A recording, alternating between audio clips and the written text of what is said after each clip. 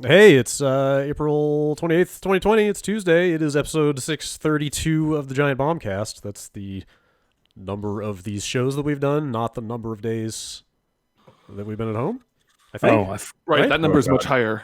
Oh, do you know what that number is? Any ideas? It's at least 5. It's going to get higher. What are numbers? Somebody help me with the math here. I can only count to 10 Yeah. now. Like a solid 7. Okay. If you use your toes, if you add the toes into the mix, Oh, shit. it's like doubles. Oh yeah, I'll use wearing- my toes. Don't you worry. doubles your processing power. Yeah. I'm wearing socks, so I only have 2 more. Like, it's each foot is 1. Okay. You can have my feet too, Ben. I can't wiggle Man, my that's the toes. nicest thing you've ever said to me. Your feet are binary, is what you're saying? Yeah, So you my got- feet are binary. My hands, You've got base a 10. You've got a 0 foot and a 1 foot. My ribs are base. I don't know. I had a couple removed. But Yeah, kind of lose count there. yeah. I'm Brad Shoemaker. Jeff Gersman is here. Ben Pack is here. Hi. Hey, Jan Ochoa is here. Hello. Man, just with the bouncy hair again. I'm so Boing, boing, boing, boing. putting the rest of us to shame. Jason A. Stryker I am also here. I can't wiggle my toes. in the coveted lower right position. me neither. Oh, Starting to trying lose so feeling. hard. I can move them all together like this, Yeah, but I can't but individually, I have no way. individual. No. You guys making efforts to stand at all these days? Yeah. on occasion. Are you just kind of rolling Yeah. yourself around the house in your office chair at this point? Yeah, pretty much. Yeah. Yeah. I started back up with Ring Fit, which has been a nice motivation to go outside. We got some patio furniture, so that gives me an excuse to walk like a couple feet, Okay. go sit in it for a minute, and walk back in. The baby is crawling a lot Oh. backwards, and so she's Ah. just all over the place, and so I am like up and down all the time, and so it's like a ring fit, except I just hurt in a lot of different ways. You should probably not be rolling a chair around in that environment. No, That sounds no, dangerous. definitely not. No, the With things you racing learn the about. baby. Yeah, no, where does this baby find all the hair? Why does she always have more hair in her hand? Why is she always trying to eat the hair? Where's the hair coming from? It's the cat. It's me. It's my wife. Isn't that baby proofing a house during all this seems like tricky. You know what they say about a house? It's a place for hair. Oh, yes, it's like more than you. Home is seen where the things. hair is. I've seen things. Oh? We vacuum, and I still see things. It's yeah. Yeah, That's my a bit shower hard. sometimes too. Like I'll find hair there that I can't explain where it came from. Yeah. I'll get you in trouble depending on what color the hair is. Some of this Yeah. other stuff. It's mystery hair. I'll go bad I on didn't you. even think about that. Yeah. All I right. have to brush my dog every day now. She's shedding so much, so it's just like you'll pick her up, and it's like a cartoon version of the dog will be on the ground, but it's just hair that she shed and just standing there as you hold the real dog. Did you guys notice that it's like turning summer out of nowhere? Yeah, It I've was got a fan like- on now. It's like we're in a different season almost so now. jealous. Yeah. In my daily schedule, I had to write down stand in front of the window for close to an hour just so I can absorb some of the sun. What if you just started taking vitamin D supplements and then you never had to see the sun again? I thought about that Did too. do some studies saying that like the absorption rate of vitamin D supplements is so low that you're wasting your fucking time. That you need to eat 10 times the amount they tell you. Yeah. Okay, I can do that. And keep buying it. All right, I have a question, Shoot. and I'm gonna admit it was inspired by Ben's pre-show antics. So I'm gonna start with him. What's everybody's quarantine breakfast looking like these I was days? going to say, is this about beans? 'Cause Possibly. That's the only thing I could think I of. saw something. You filled your camera view with something both tasty and disgusting. We picked up, camera view with beans. I mean, I have the aftermath of it over Oh, here. boy. There's just like some boy. lettuce and actually start with somebody else. My grocery delivery is showing up right now. Oh, good. Oh, there All we right. go. Well, I wanted to hear about. Was that a tostada? Somebody else That was was a telling me. tostada. A couple of them. Did he in go to? fact. Did he go to Taco Bell this morning?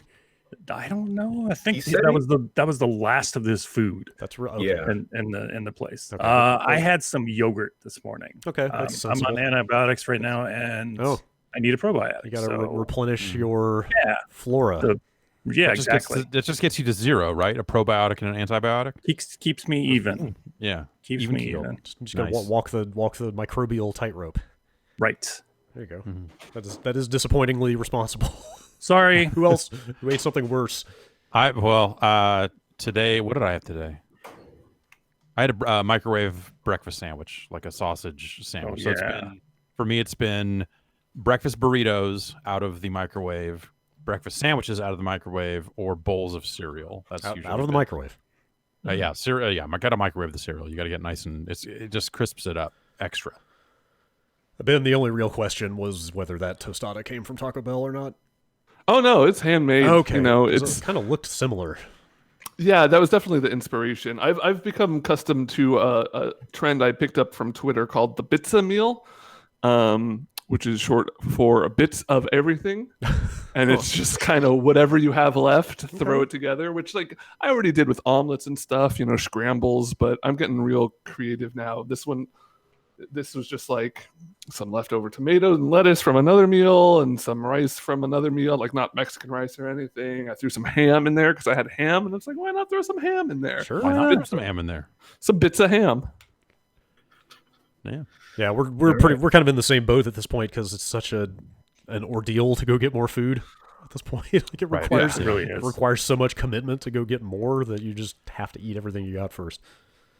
Yeah, I mean that's why. So it's like for me, the mornings have become like quadruple hectic just for like baby stuff or whatever. So like the idea of just like, oh, let's have an actual meal and prepare. It's like, nope, no fucking time for any of that shit. So which is nice because it kind of solves a lot of the questions of just like I'm grabbing something out of the microwave and I'm eating it and then I'm moving on because I don't fucking have time to think about anything else. Could I interest you in a 55-gallon drum of Soylent? If you're living that functional, just Honestly, nourish myself life. That probably would help me. It's got all your vitamins right in it. Because I'm like right now I'm on this like usually 2 meals a day type thing of eating something out of the microwave, and then once the baby goes to sleep, I eat something else out of the microwave. And well, actually, it's been a fair amount of turkey sandwiches and stuff. It's like here's a turkey sandwich for dinner, type thing, and yeah, You do what you got to do. yeah, that's kind of what it's been. It's Yep. been fucking Do what you gotta wreck. do. It's been a goddamn wreck. Do what you gotta do. You could just blend together food, and then everyone in the house could share it. That's right. Yeah, we could all be sucking it out of bottles and A trough. Just Yeah. have Yeah. a feeding trough. here's just a feeding trough, and you know we get one of those little baby spoons, and here's some of this for you, and here's some of this for me, and Yeah. actually I've been eating a fair amount of baby food. Like she will stop and be like, I'm done with this shit. You're like, and we're I'm in like- a quarantine. We Yeah, can't waste like- this. like we said. That is literally the fucking thing in my mind. Go like, no, god damn it, I can't just throw this away. And so the amount of like rice cereal and oatmeal mixed with like date syrup or something, I've been like, well, I need to fucking eat this. God damn it. That sounds pretty That's- good. It's fine. It's not bad. Tastes like baby food. Yeah. That's exciting. All right. I guess we still talk about video games on this podcast. What's the hot game this week? What do we got? Here's Tactics. Game of Is the that, week. is that That's is- probably the hot is that game the this thing? week, isn't it? Yeah. Yeah, Chimera Squad came out last week, so that's disqualified for Game of the Week. Game Yeah. of the week. Game of the And here's Jeff Gerstmann with Giant Bombs. Game of the week. my Here's Tactics. I could pull out the radio script I sent to CBS News if you just want me to. yeah. Why don't you just do Like okay, yeah. while you no, do I- that? I played like half an hour of Gears Tactics, and my snap impression is a game about a shooter about hiding behind cover maps pretty well to a tactics game about hiding behind cover. Gears Tactics is good. You think It's, so? uh, It seems I neat like it. from what I've seen of it so it's far. neat. Like it was enough to get me interested in continuing with it. Yeah. Do you want the top level, no information, 60-second mainstream video game radio approach? Oh, Yes. yeah. Wait, what is there another one? No, that was not me reading the script. I can literally read this script if you want it. Yeah, go for it. All right. Hey everyone, it's Jeff Gersman from GiantBomb.com, and I'm here with the latest from the world of video games. It's turn-based strategy week around these parts, which doesn't always happen all that often. But two studios somehow lined up and released two focused tactical games on the PC right around the same time. Oh my god. First up is XCOM Chimera Squad, another entry in the long-running Humans vs. Aliens franchise. Unlike the other XCOM games, Chimera Squad takes a smaller approach. Instead of recruiting and getting as many warm bodies as you need in a fight around the globe, here you're defending a city with a squad of preset characters, all with their own names and personalities. You'll see a lot of XCOM 2's roots here, but with some interesting differences. Next up is Gears Tactics, a turn-based strategy take on the long-running Gears of War franchise. Considering Gears has always been about hiding behind cover and popping out to take shots, it's actually a pretty natural fit into this decidedly XCOM-like mold. You'll also get to use a lot of preset characters here, but large skill trees give you a lot of unique abilities to use. As the game goes on, trying to remember which abilities to use when things got to be a little tough, As the game goes on, trying to remember which abilities to use when got to be a little tough, but it's doable. Right now, I'm leaning towards Gears Tactics over XCOM, but both seem like solid entries in a genre that doesn't see a ton of action these days. For more news and reviews from the world of video games, find me at GiantBomb.com. All right, so news is next. Okay. Yeah, no, Yep. we're done with games. That's very. That's it. And Okay, emails. That's news. Let's go to a break and we'll. All right, you So played. that's like playing in like Kuwait at 3 a.m. and shit like that. Like last time we ran the numbers, it was like 14 million people Wow. theoretically could have heard it on a variety of radio stations around the world. I mean, Dubai usually gets games before anybody else these days, so it's important. Exactly. that, So they get it and they're like, yeah, I know. serving that market. All right, you played way more of it than I did. I just the one thing I was going to say real quick before we really get into it is I went to install it from the Windows Store, and I was like, I'm going to go hang out with my girlfriend in the living room for a little while. I'll just install the Xbox version and try it that way. There is no Xbox version. There is no Xbox. Yeah. I was like kind of impressed by that. I was like, oh wow, like imagine like 5 years ago Microsoft taking like one of their marquee franchises and not making an Xbox version of it. And honestly, I feel like that's their only.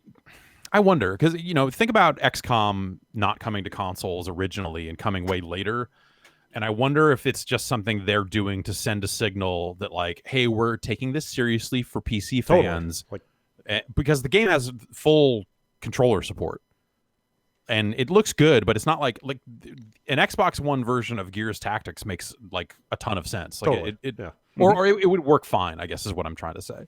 And I don't think they would have to scale it down visually or anything like that. So to that end, does it make sense as an Xbox Series X launch title? Like, I don't think so. That'd be weird, but maybe they'll just do that. But Well, it'll run, right? If they put out a regular Xbox One version, then right, it would work. yes, if they were to put out a regular Xbox One version at some point, but they haven't even announced that. That's not like. I figured that seems like something they would eventually do. I don't know. Yeah, like it may well just be that they didn't get it done in time for launch or something like that. Like it might just. Well, they never announced it. It wasn't like they were like, "Oh, we're doing it," and then, "Oh, wait, it's delayed." It's like they announced it as like, "This is for the PC." Like it's very much. It felt like them trying to take a stand, and like go from there. So I don't know. That Like, was exactly my impression when I saw there was no Xbox version. I was like, wow, this is like kind of a new Microsoft if they're willing to make a Gears game that only exists on the PC at launch. But I figured that'll come there. I think they've even hinted at just like, oh, without maybe officially announcing it or something. But anyway, whatever. It's it's a tactics game. Like in Mission, it's very recognizable as doing a lot of the things that you expect out of an XCOM game. It's like very Overwatch focused. It's very much like I'm going to get behind cover and fucking let Gears enemies walk into this cone and get murdered over and over again. And it's really satisfying to see that stuff. I think the stuff that's maybe the stuff I maybe wish it had as I've been playing it is like the out of mission experience is a little bland. And that's only, when you compare it to something like XCOM where you've got this entire strategic layer of research and building a base and doing all this other stuff. Like that's not what Gears Tactics is. So it's more about like, okay, I need to look at my individual characters, who leveled up, what gear did I acquire on this last mission that I need to equip on my guns or armor or whatever to get some various stat bonuses and stuff like that. And then it's really about like, okay, these characters leveled so I can spend more skill points, and the skill trees are pretty. It's like basically 4 different directions, but like it's fairly in depth in that. You very quickly find yourself with a long ass list of passive and active abilities for each character, and so keeping all of that in your head is it can be a bit much. How often are you like getting new ones, or do you feel like once you have a few, you will understand like the core of how this character works, and then maybe one or two more abilities? Yeah, like the deeper you get into it, the more familiar you'll get, and especially if you're like going to sit down and play it in kind of a long session or something like that. If you step away from it to play like another strategy game or something like that, or something like that, you there's no more of go those right now. wait, what? You're gonna go like, wait, what do I do? What does this guy do? Right. Does it fit into the overall Gears story in any meaningful way? It takes place before the first game. It's like 12 years before Gears 1. Oh, jeez. You're playing the primary character is the father of the protagonist from Gears 5. Okay. And so is that Diaz? cool. I thought that sounded familiar. Okay. It's got ties all over the Gears franchise basically, but they've built a new story out of that where they're like, hey, we've created a new named bad guy for you to get. And the way they do that is like Gears hasn't really trafficked too much in individual bad guy characters that are like, like a General Rom or like the Locust Queen or something like that. Like they don't often put a face and a name to the bad guys other than like it's the Horde or whatever, Right. Or they don't spend a lot of time on those characters. It's really just like, this is the bad guy and you show up and do a thing. But like they've with Ukon, they've given him a little bit more of a personality, I guess, than a lot of the bad guys in the Gears universe usually get. And so you end up with these cutscenes and all this other stuff that very much just looks like a Gears of War game, or I'm sorry, a Gears game. And then all of the action is pulled out, tactical stuff. And a lot of the things you think about Gears of War when it comes to like if you have a knowledge of the Gears of War enemies and the basic concepts behind some of the abilities on a weapon or whatever in proper Gears, like they've really managed to capture that in different ways and make it meaningful or whatever. So like, if you're using like the chainsaw gun is the chainsaw gun, right? Like it's kind of like everyone like, aha, Gears of War chainsaw gun. But later they came up with a bayonet gun. And the bayonet, basically, if you're using the bayonet on your weapon, you can only charge straight in a direction, which is very much like, that's how it would pretty much work when you were doing a bayonet charge in proper Gears. And you stick somebody and fucking murder him and stuff like that. And they do things like, and that's why I think the ability stuff and keeping track of everything in your head can get a little tricky, because like when it all comes together and you're playing like optimally, that fully realized version of just like, I'm maximizing all of these points, you're just rolling across the fucking screen and just laying waste to these fuckers. Awesome. And because it's like, okay, this character, if I use a bayonet charge and kill a guy, he'll get 1 bonus action point. So it's like it's a free way for me to move a set distance and still have the ability to move, get behind cover, shoot, do other things. And then you've got other cases where it's like, okay, I'm going to put this character in Overwatch in case somebody moves, or hey, this enemy character is in Overwatch and I can't move this guy yet, so I need to get another character around on the flank, switch to the pistol, which is a disabling shot, which will knock someone out of Overwatch. And then once that's done, I can trigger this ability and this ability and this ability. And, just kind of keeping in mind the characters you've got in a fight, and the best way to roll out that sort of stuff. I think when you get it right, it's really cool. When you don't get it right, it goes bad and you feel dumb. And you're like, shit, man, I must have missed something. And sure enough, you usually did. And so I think a lot of cases, at least on the default difficulty, I'm sure if you drop it down, then whatever, you just roll across it and who cares. But, you got to be careful.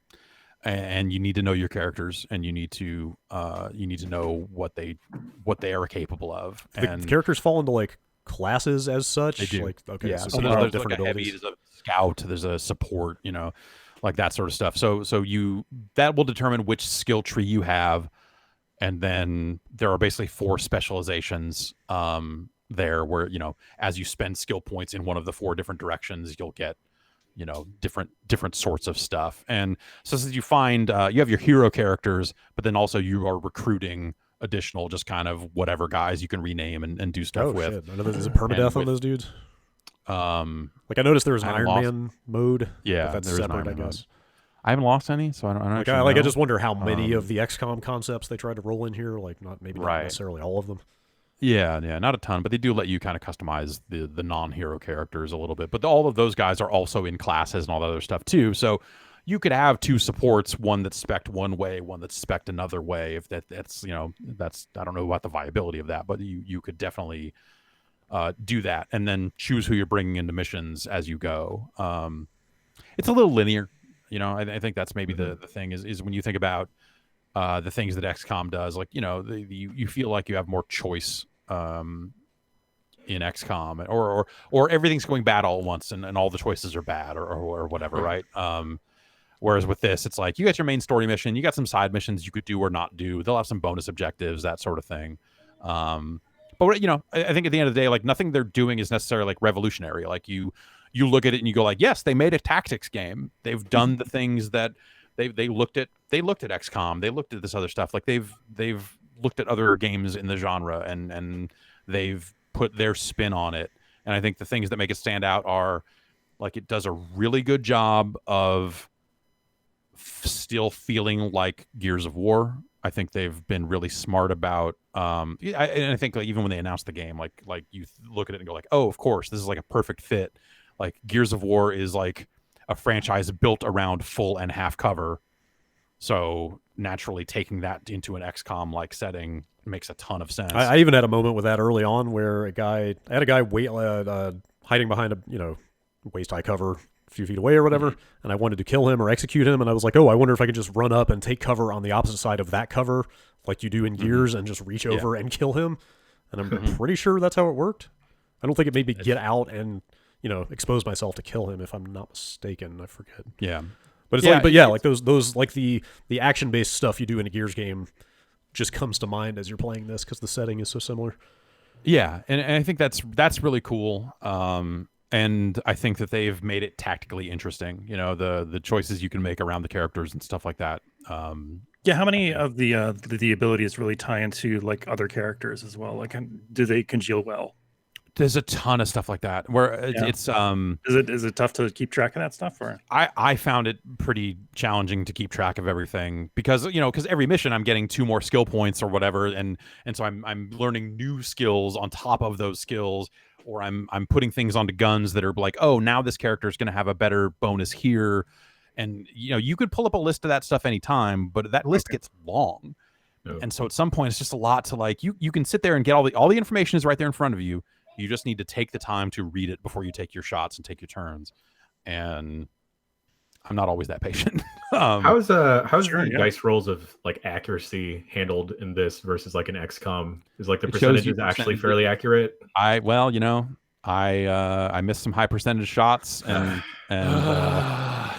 got some coin tosses, some 50%ers that went my way and that sort of stuff. Like you can pull up like there's like a more tactical view that'll show you why the percent is what it is, at least, which is kind of cool. But yeah, hey, it's percentages. It's you missing heartbreaking shots and going, oh fuck, we're dead. Let's talk about probability here. That's the stuff I could never get into. The first time I missed like a 95% chance shot and a character died from it was the last time I played XCOM. That's why I prefer like Into the Breach. This even shows, I don't know if XCOM does this or not, like it straight up shows the enemy's health bar when you're aiming at them and like shows how much damage you're going to do off of that bar before you take the shot. Yeah. So yeah. And you might crit and do more. There's a lot of stuff like that. But I think Overwatch is not a new concept. XCOM's been full of it. But if you set up this like really good cone of death down a hallway and then like 5 or 6 wretches run into the hallway, and everyone just starts shooting at once, just mowing these fuckers down. You're like, yeah, this is badass. The other thing is like grenades are crazy powerful. There's like a 4-turn, or I think it's 4-turn. There's a cooldown on using the grenades. You can't just like keep throwing them, but you'll take out like 5 wretches or 4 wretches with 1 grenade. So is that a Gears thing, or like grenades famously powerful in Gears? I have been fucking terrible with grenades and Gears for a decade or more at this point. So yeah, in theory, but I've always been shitty at throwing them. So can you like set them down like you could? Yeah, you can. Proximity wise? You can totally. Wow, that's cool. Yeah, you can tag them on stuff. It's good. Yeah, I think it's a lot of fun, and it's on Game Pass. So it's like if you're already in that system, then hey, you should play Gears Tactics. I think the thing is like, it's like, oh, it's $60 and XCOM's only 10 right now. Like, oh, but wait, actually, Gears Tactics could be way less than that if you are already in that ecosystem. So it's a weird bunch of math that you need to do for yourself to figure out the probability of which of those games you should play. Is reloading something that XCOM makes you do? I can't remember. Yeah. Oh, okay. Yes. Okay. Yeah. It's been a long time. Yeah. Yeah, I've played way less than you, but I'm pretty impressed with what I've seen of it too. I really want to get back in there. I think my thing is just like, is it going to keep me invested for the full thing? Like the story's okay, but I think part of it is just like that out of mission experience is just really okay. What do I need to equip on these guys that I got out of cases that I found in missions, and I need to buy some more skills and go in and that stuff. It's the out of mission stuff that I wish it had just a little bit more going on, I guess.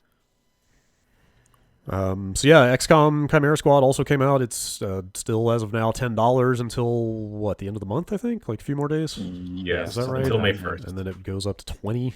Anybody check any of that out? I've been playing that. Yeah.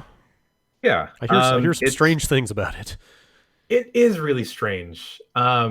It's overall like the tone of it seems very, very different from XCOM 2 in that like things are kind of brighter, and I guess it's supposed to make sense because this story-wise it's set a couple years after the events of XCOM 2, and instead of going on like worrying about the whole world, you and your Chimera Squad are only worrying about the city and the different districts in it. So it's a lot more, I guess, condensed, I'd say, in terms of the in-between mission parts. But the other big thing is that instead of, recruiting random people, assigning their classes, and naming them after your friends or whoever, they're giving you a lot of specifically named characters that already have their pre-existing classes and stuff. Mm-hmm. And so it's kind of more of a weird story-based game that they're weaving in and out while still having the XCOM elements. And like a lot of the trailers suggest and the name suggests, you're not just controlling a squad of humans now, you're controlling aliens. Chimeras. Chimeras. Did I see there's like a snake lady in your party or something like that? I haven't gotten the sexy snake person just yet, but I'm looking forward to that. But yeah, the controlling the aliens opens up access to a bunch of different abilities that otherwise you wouldn't have, I'm assuming. And you kind of pick like a branch of people you want to investigate at the very beginning of the game. The beginning of the game and starts with like an assassination on a political figure, and then you're kind of investigating who you should walk in on or pursue for the investigation. And it's kind of cool controlling the aliens for once rather than just like gunning them down. And that also opens up like the enemy variety of you're not just fighting aliens, or you're not just fighting like possessed dudes, you're fighting like a combination of them. So the enemy encounters have been pretty diverse so far. One of the cool things with the combat is that you start each mission with a breach, because you're kind of like a military SWAT team type of deal. And my favorite character is Zephyr, and she's like a huge brawling alien person. And I always have her go in first, because when you go into the breach, you kind of surprise the enemies and you wind up picking them off one at a time. But with her, since she's just a strictly melee character, she just points at an enemy and is always 100%. She'll just run up to them and smash them in the face. It's all right. It doesn't make sense tactically at all. This whole thing takes place in a city, right? Like, yeah, just a kind city. of like almost like a city cop kind of thing. Like I think it was somebody at GameSpot I saw talking about this on Twitter, almost like it's some kind of XCOM Law and Order situation where you're like just like like the local homicide squad, basically. Yeah, you're like the team that they call for when like shit is starting to hit the fan. It's that part's weird because instead of like the clock ticking to doomsday, the clock is instead ticking to civil unrest. Oh, wow. And like in the different districts, you have to balance whether you're gonna send a mission there or you send a squad out there. The like day-to-day stuff is still fairly the same compared to regular XCOM, or XCOM 1 and 2, I should say. But it's been pretty neat with the open abilities of the aliens and stuff. And then like on the ground, is it pretty much just XCOM? I assume. I mean, obviously, like like you said, there's a melee only character. There are like specific ability differences and stuff, but like just nuts and bolts, like it's pretty much another XCOM. Yeah, nuts and bolts. The combat missions though do feel a lot smaller in terms in comparison to like XCOM 2, because I remember some of those levels taking a very long time to complete. Versus here, some of the missions will just be like 10 to 15 minutes, I'd say.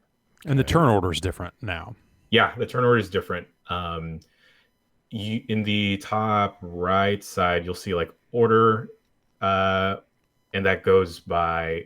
I don't know how that's determined just yet, but depending on the order of who you send in to breach a room, that can also determine the order that you go turn by turn. But you also have the ability to kind of boost your allies to make their turn go before an enemy would. So it's just kind of like a fat icon row of your people and enemies just mixed together, like who's going next, like a Final Fantasy X situation, let's say.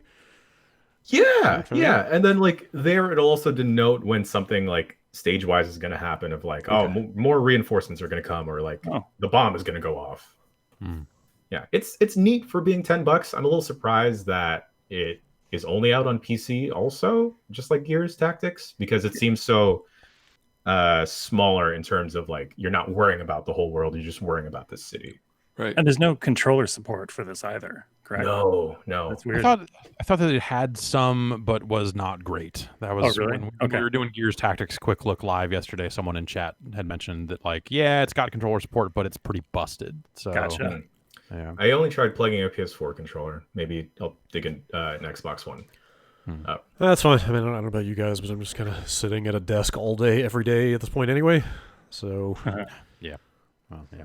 got this mouse here. Yeah. Yeah. May as well click something with it. Yes.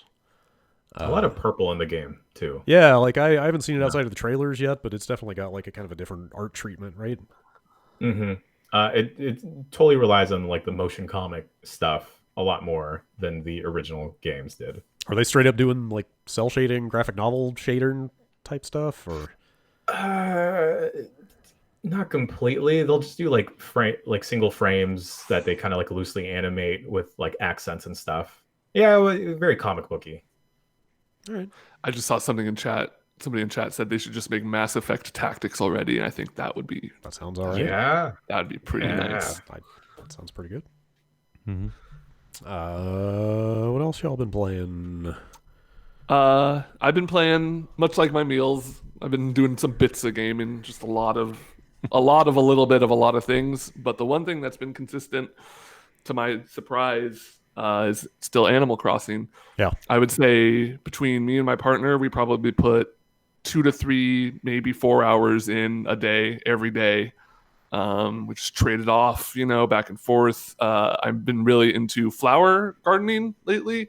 I went through, I've probably planted 100 flowers over the weekend, trying to get new colors, because you can crossbreed. Yeah. I don't know how much of this is new to this Animal Crossing, but if you put like a white and a red a space apart, they have a chance to spawn an orange one in between, and you have to water everything, and it's been really relaxing. With everything going on, just being able to sit for like an hour, completely zone out, water the flowers. That's all my partner does. Yes. She has kept up a rain schedule, because if it rains, you don't need to water your Oh, it's plants. so nice. I've never been so excited for video game rain. I did the turnip thing for the first time a couple days ago. Yeah. What now? I mean, like I get the concept, obviously. Like I know the basics, but I mean, realistically, like, what do I do? Like, how do I make sure I don't lose out? You just, the way I've been doing it is I usually just stay on my island till about Friday, checking the prices, and then on the weekend, Friday, Saturday, because you can't do it Sunday, I usually have somebody in my circle who has prices for, Yeah, you're looking like for 400 plus 500. sure. That's a good price range, and then you go and offload them all in one trip. Yeah, I've got a couple Discords and a couple forums that I'd hang out on that I figured I'd keep my eye on, but like there's always the chance, like I'm worried that I kind of missed the boat because we're what, five weeks out now on that game or something like that. Yeah. Like I feel like it's like people are still playing it, but it's not quite the like white hot intensity that it was. So I'm just afraid nobody's gonna remember to say, "Hey, my turnips are up," or nobody's checking anymore. There's still a fair amount. I saw, like, after I had already sold mine, I saw 2 more people on my like Twitter list that I know personally who were just like, "Hey, I've got 500." Yeah. I saw 2 or 3 of those last week, and I was like, "Fuck, man, I should have." I think I've been using I forget which site it is. I want to say it's ac-turnips.com. I think is the one. Yeah, that's one of them. There's Turnip Exchange. Yes. Turnip Profit. Turnip Profit. Turnip Profits Exchange. I forget. Yeah. There's several that have got How many some- Nook Miles tickets do you need to pay to get your, Man, fuck your the turnip Nook. sold? How many villagers do you need Hold to on. sell? Yeah, wait. Okay, this is my second point. This brings me to that second point. You think that shit is dark? I fell down a real bad rabbit hole of Oh, no. villager sales and trading. Do you guys know about the Wait, villager what? tier list? Yeah. Oh yeah. It's So there is I don't know the mechanics of how you actually trade villagers, but there is a villager tier list that everybody votes on once a month. They have a big poll and everyone votes on their favorites, and they block them out where it's like the top 15, and then under them is a chunk of 25, and then a chunk of 50. Do you know how many, if you want to get, okay, so there's 15 top rated villagers, like tier 1 villagers. If you want one of them, They have the biggest beards. They are the sickest operators. no, they're the ones that the people are horniest for, unfortunately. Oh. You have to buy them for 1,000 Nook Miles tickets, which it comes out to be about 15 to 20 million bells. Whew. And I happen to have 2 of that top tier. One of them I'm not willing to get rid of, but the other one, this all came about because I have a villager who I hate on my island, and I cannot get her to leave. Who is it? I've tried. It's Sherry. She's a little monkey. Oh, Sherry. I hate I her. got I hate I her got I thought wretched. the whole in the previous game you could always. I thought you could just go to Isabel and say, "I've got a problem villager," and Yeah. like, that would trigger them leaving. Like you could literally just like remove them. I've tried that. I've tried not talking to her for over like 2 weeks. I plant weeds in her yard now and like leave garbage in front of her door. She's not taking I'm the trying hint. everything. I hate her. Did Can you you trap just, her in like a hole? Because that's how Put a a friend of fence mine around got her? rid of. Yeah, put a fence Oh. around her, or like dig holes around her, get her trapped. With a Yeah, bunch do of the barbed whole wire. do the whole Sims trick of like lock her in Yeah. a room with no bathroom. And then my friend kept hitting the villagers she didn't want with the net, and Yeah, I then was that gonna say, bugged that's the them other enough. thing. Hit them with the net. Yeah. Yeah, I saw- had Isabel talk to her twice, man. I saw Monty the monkey the other day trying to net a bug, and I just ran full speed at the bug and scared it off right in the middle of it. And he got super mad, but then I talked to him and it was like he didn't even notice. Like he's got the memory of a goldfish. Yeah, I had one where I went in one of my villagers' houses, and they were like mad at each other, and I talked to both of them, and they're like just steaming at each other. And then 6 hours later, I came back, and they were both singing in the town square together, and I'm like, oh, they worked it out. Are Music the brings people together. are the villager like kind of like appearance name combos, like are those all fixed? Like does everybody have the same? Yeah. Okay. So everybody's got Monty the monkey and Like personality and their catchphrase, like their little end of sentence catchphrase thing, like that stuff's all set at the start of the game. Well, they all call me champ now because we won the fishing competition. Oh. We've got an octopus, which is What? super weird to Cool. me to have marine life hanging out on land all day. But Oh. Is it the pink one? Marina, purplish, pinkish octopus. Yeah, she sounds real warbly when she sings. But yeah, it's fun, like getting to the stage where now I'm doing some serious designing on the island paths, You know, I got the basement and the attic going, so like my house has, you know, the kitchen area and the art room and the gym and all that stuff. Starting to, you know, decorate the outside of houses of the villagers I like the most, putting flowers and stuff down. I heard the has anyone messed with the terraforming at all? No, we haven't gotten that far Negative. yet. I heard it's very hard to use and not super clear, so I'm holding off on that for a while until maybe some people kind of figure that out a little more in depth. Oh shit! I have to ask. Chat has just informed me that Marina the Octopus is number 8 on the tier 1 list. Oh wow. shit, What Brad! does this mean for us? Yeah, I've got Fauna and I've got Whitney. Should I? If anyone's looking Am I supposed means to? you could sell her and I- get a bunch of bells. Am I supposed to traffic my octopus? What's going on here? Depends how yeah, much if you you're like a them. monster, like the people I don't playing like this this game idea. Yeah. are fucking garbage. What the fuck are they? What the fuck have they done to Animal Crossing? They haven't done it to Animal Crossing. Society has done it to us. yes, that's and right. Oh. Look, Tom Nook is just holding a mirror up to society. Okay. That's right. I'm losing money not trafficking my villagers. Oh boy. Can you really? Turnips were just the start of the problem. Honestly, yeah. Let's put a stock market in the game. People love thinking about that. Oh god. Yeah. Yes, I'm fully with you. That game has been a great, like, kind of daily ritual to just spend 30 minutes a night with, kind of doing your thing. So, yeah. Anything I've been else? playing Mario Maker. That's Oh, been- yes, I've yes, been grabbing that- the Switch and Right. checking out Mario Maker. Totally couldn't remember when if that when I touch it. that update came out since last week's show, right? Like the day yeah, after, like last yeah. Wednesday, I think. It came out, I think, like the day they announced it, or the day after they announced it. It seems really cool. I think that they are really bad at surfacing worlds that you like. The I found world interface. is found a level. garbage. There was a level on the popular list that I played, and I was like, "This is a cool level." And he had numbered it 6-3, and it was like, "It's part of the world I made. Check out the world." And it was like, "Oh, cool! I want to see the rest of this guy's like full world of levels and stuff." And so I went to his profile and was like, "How do I find his world?" And it's like, "Okay, well, if I follow him, will it show up?" And what I don't know if there's just a button press I'm missing. I know like the worlds thing is terrible because it's just like here's 12 random worlds or something, and that just sucks. Yes. But I don't know if there's something in there where I can go find a player's world that I'm following. I just there's an icon for worlds, and I have touch to it say and it's- nothing it's happens. I can't on- hover over it. There's nothing. It doesn't seem like I can interact with it. There's got to be something somewhere. I thought I remember seeing it fairly clearly on somebody's profile. Maybe it was just like he just called it Yeah, 6-3 and it maybe, actually wasn't a world. maybe, But maybe. yeah, no, the discovery for the world stuff is about as bad as you could imagine they can make Yeah. it. And I feel like they're not great at surfacing levels that are using the new stuff. Like I wish there was something that was like I wish I could search levels by parts and just say, show me a level that's got the Mario 2 shit in it, or show me a level that uses Fanto. Because it's been Don't show me any levels that use Fanto. I want that option. okay. I don't yeah, want a nightmares. Fanto. You want a Fanto filter? I get That's it. right. Yeah, so I haven't seen a ton of the new parts, and I haven't tried to make any levels because that's not. I don't know. But What's yeah, your I'm favorite? kinda- What's the favorite new item you've seen or messed around with? So I got one level that was like almost. It was like this really cool level that used like all 6 of the new. Oh, was it like little pipe, like 6 pipes out? Yeah, I 6 played little that one pipes too. out and stuff. So I was like, here's some time to use the like gun head.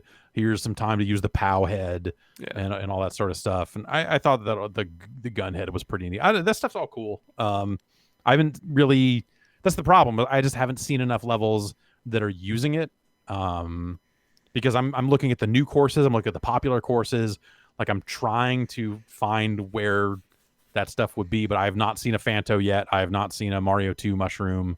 Like I just need to look online and find people that are passing level IDs around and just play those. But Yeah. like the in-game It's interface for finding unfortunate. levels, as you might expect, still fucking sucks. So Yeah. you know, That's unfortunate. yeah. It's just crippled by its own like. It's hard to play this game and then also just think about what it could be because like Yep. the game itself is so good. I still have such a blast just playing random levels, doing the course world, just filtering the top levels. All that stuff is great, but as soon as I like start thinking, wow, yeah, what if they had this filter by new, or what if they had this other stuff? It just makes me a little sad. But Yep. it's Game's Nintendo. good. Could be way better. The It's Nintendo Nintendo. story. Yeah. Could you guys clarify? Like, I'm still not sure I understand what the limit of world per account is. It's like, what is it? Like 6 or 8? 8 worlds, 40 levels, or something like that. Does that mean like 8 maps? Like they showed in the Yes. video, like the map editor here. You're laying out a map to put levels on. Does that mean you can only make 8 of those per whole account? Yes. That seems limiting.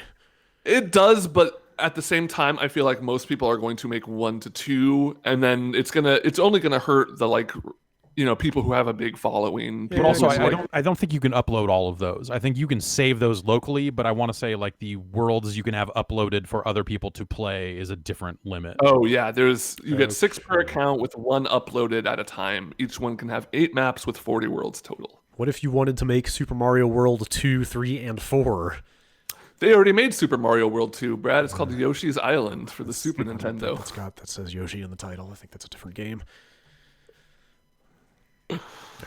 The stuff I've seen pop out looks really cool, like the being able to pull up items and stuff or enemies.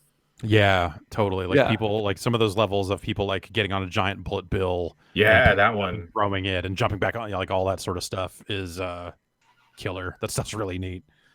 What are the big? So there's the Mario 2 mushroom, like you can pick up Goombas and shit. There's the stealth. You can also do the crouch super jump Right. while you have it. There's which the, is really Oh. cool. Which is stealth. different. They changed it. It's Yeah. and it makes me crazy. Like it's you because you used to be able to crouch until you flashed and then stand up and you would still flash. Yeah. But now as soon as you stand up, it goes away. So you have to do a crouching jump if you want a super jump. And it's like like these Marvel. people never fucking played Super Mario Brothers USA. Like what the fuck is wrong? How do you? Anyway, But so Bullet the- Bill Head's pretty good. what's the stealth hat? Stealth something Goomba or other? hat. It's a Goomba costume Okay. or Goomba Yeah. hat, basically. Yeah. Enemies won't mess with you, and then you can like crouch while you walk to do a little Goomba walk. Any other big new items and stuff in there? Like they got Boomerang. the balloon from Super Mario World that makes Mario big, round Mario, and you kind of can float around. Except that's completely different because that used to be you could like kind of hover and float, but this has like 8-way directional control. Trying to think the Koopalings. Oh, Yeah. Which sure. I've been designing a world. It's been slow going just because I haven't done it in a long time. But like, I think it's Iggy has a thing where he like drops little bouncing balls and you can jump on those. So like you can use those to platform, which is pretty cool. yeah, cool. Where do you guys land on this being actually the final update or not? Like, This is the game that they should have launched with. This is like now an appropriate level of stuff that you look at and go like, yep, Super Mario Maker 2. Can't wait to see what they do next from here. But like this being the final update is why it's like kind of disappointing because you go like, man, it's worlds. It's like it's the stuff that everyone playing Mario Maker 1 looked at when like this is what they should do. Like they finally got to a baseline basically. sure. And so it's a bummer. Well, also, like, where do you fall on this idea that like their language was it's the last major update? And Oh, that you know, they but, might like still do someone some will other stuff find an with it? exploit and they'll fix it, or you know, there's going to be little things like that. I'm Okay, sure, you but I don't I expect any wonder. major stuff. Well, I wouldn't know. They said no more major So stuff. yeah, but I mean, no more like no more new items or features of any kind. No, I think wouldn't- it's I like wouldn't assume so. Yeah. like oh, we fixed the physics or Right. something, Or Yeah. hey, and this- broke this all thing of the broken. big best levels. Like yeah, like the people harping on like, oh no, they said major updates seems a little optimistic to me. Yeah, yeah. I agree with that, and it makes me wonder. Like, will there be a Mario Maker 3 ever? Will they do anything more with this franchise, or is this done? Like, I just don't know. I don't see how they mean, could. How could they even justify it on the Switch, right? Like, I feel like the only room they have is to make some sort of 3D world, like you know, Yeah, Mario right. 64 Course Maker, something like that. Yeah. Yep. Yeah. To make something like dramatically different that is more focused on the 3D stuff, that would probably make some sense. But Or they could do like Metroid Maker, right? They could do Yep, like yeah, some that other was- stuff. yeah, That's, people have been I- asking for like Zelda Maker and all that stuff for as long as Mario Maker has existed. So yeah, that sort of stuff would be cool. potentially cool until they fuck up all the level searching abilities and all the other stuff yet again. Yeah. Y'all play anything else you want to touch on before we go to break? Not that I can. Okay, I'll just keep talk talking like about- this. All right. Okay. All right. Let's say that's it for games. You can't talk about any more games on this episode. Oh, shit. Finally. That's the Damn rule. it. That's You the guys rule. like Connect 4? Oh, That's not a game. That's a lifestyle. What about mud pies for the Atari ST? Ooh.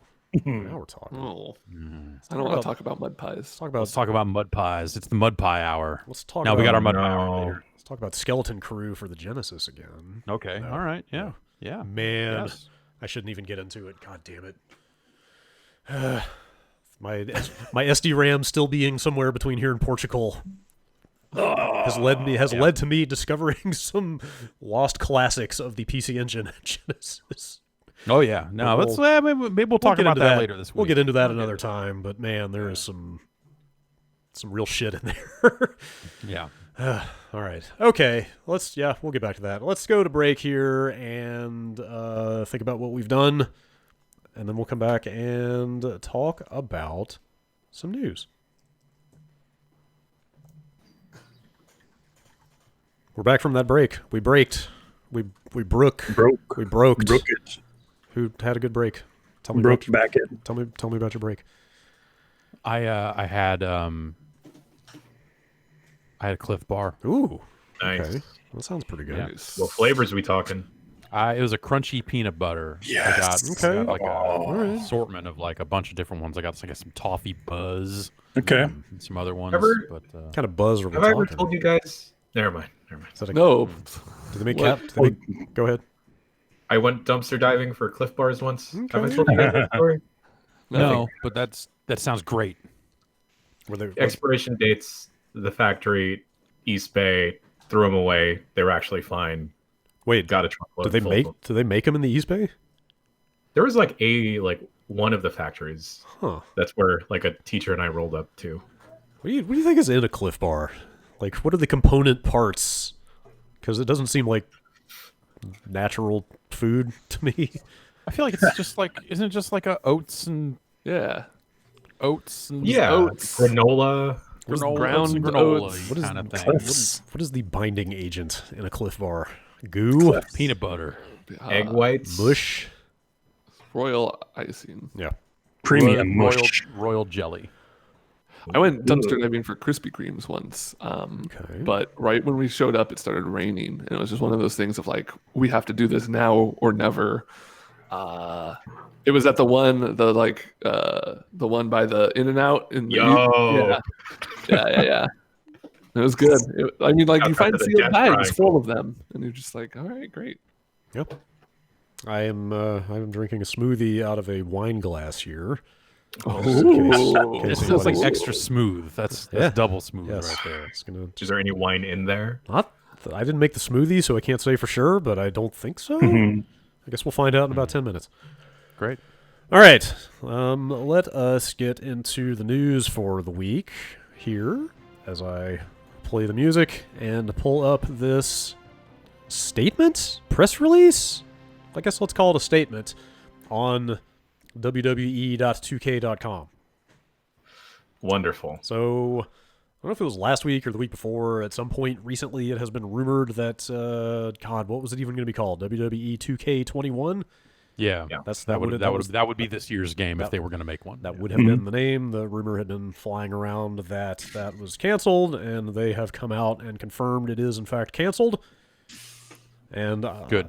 I am neither a wrestling fan nor a player of those games, but some of the language in this statement, I feel like we've heard and appreciate your feedback and continue to listen to you closely. They go on to describe some of what they've done with this year's game, or last year, I guess, technically, last year's game. We hear you, and we know you want more from the franchise, so here's what we're going to do. And they talk about, essentially, not put, like, the gist of it is not put out a game this year. Yeah. They're going to reinvest the time, because I guess I had forgotten this, but last year was the first game without Ukes. Or like it was a halfway. Yeah. Or, they yeah, were still yeah. using Uke's stuff. Right. But It was the first but year yeah. for Visual Concepts to kind of take over the franchise. So they're basically saying like, hey, we're not going to ship a proper a simulation game this year. I hate that they couldn't consider that game a simulation. Like, I feel like you could trace back a ton of like issues with that game just conceptually to the idea that they're making a simulation, but it's not. A simulation of wrestling would be a rhythm game. You know, it'd be like you deliberately working with a partner to put on a good match. Not Right. They treat it as a sport. It's not. It's the opposite of a simulation. Ugh. So the line in this that really stood out to me: we want to ensure the development team at Visual Concepts can create a great game that will entertain grizzled WWE 2K veterans, Grizzled Those bastard. If you assholes. played enough of those games, you become grizzled. as well Yeah. as newcomers who want to climb through the ropes and step into the ring for the very first time. Like, I just So they want a bunch what of do like physics bugs, because I feel like grizzled veterans of the franchise just want more fucked up physics bugs, right? What is it? What is it they're saying about their most avid fan base? With That that they term? have actual They've seen disdain some for shit. them internally. Yeah. No, that's not what they're saying here. But yeah, no, I think that's like weirdly enough. I actually think that's not great, because I really feel like they need to throw out a lot of stuff and start over, and to talk about like, we want to entertain people that love this franchise. Like, no, because those people are wrong.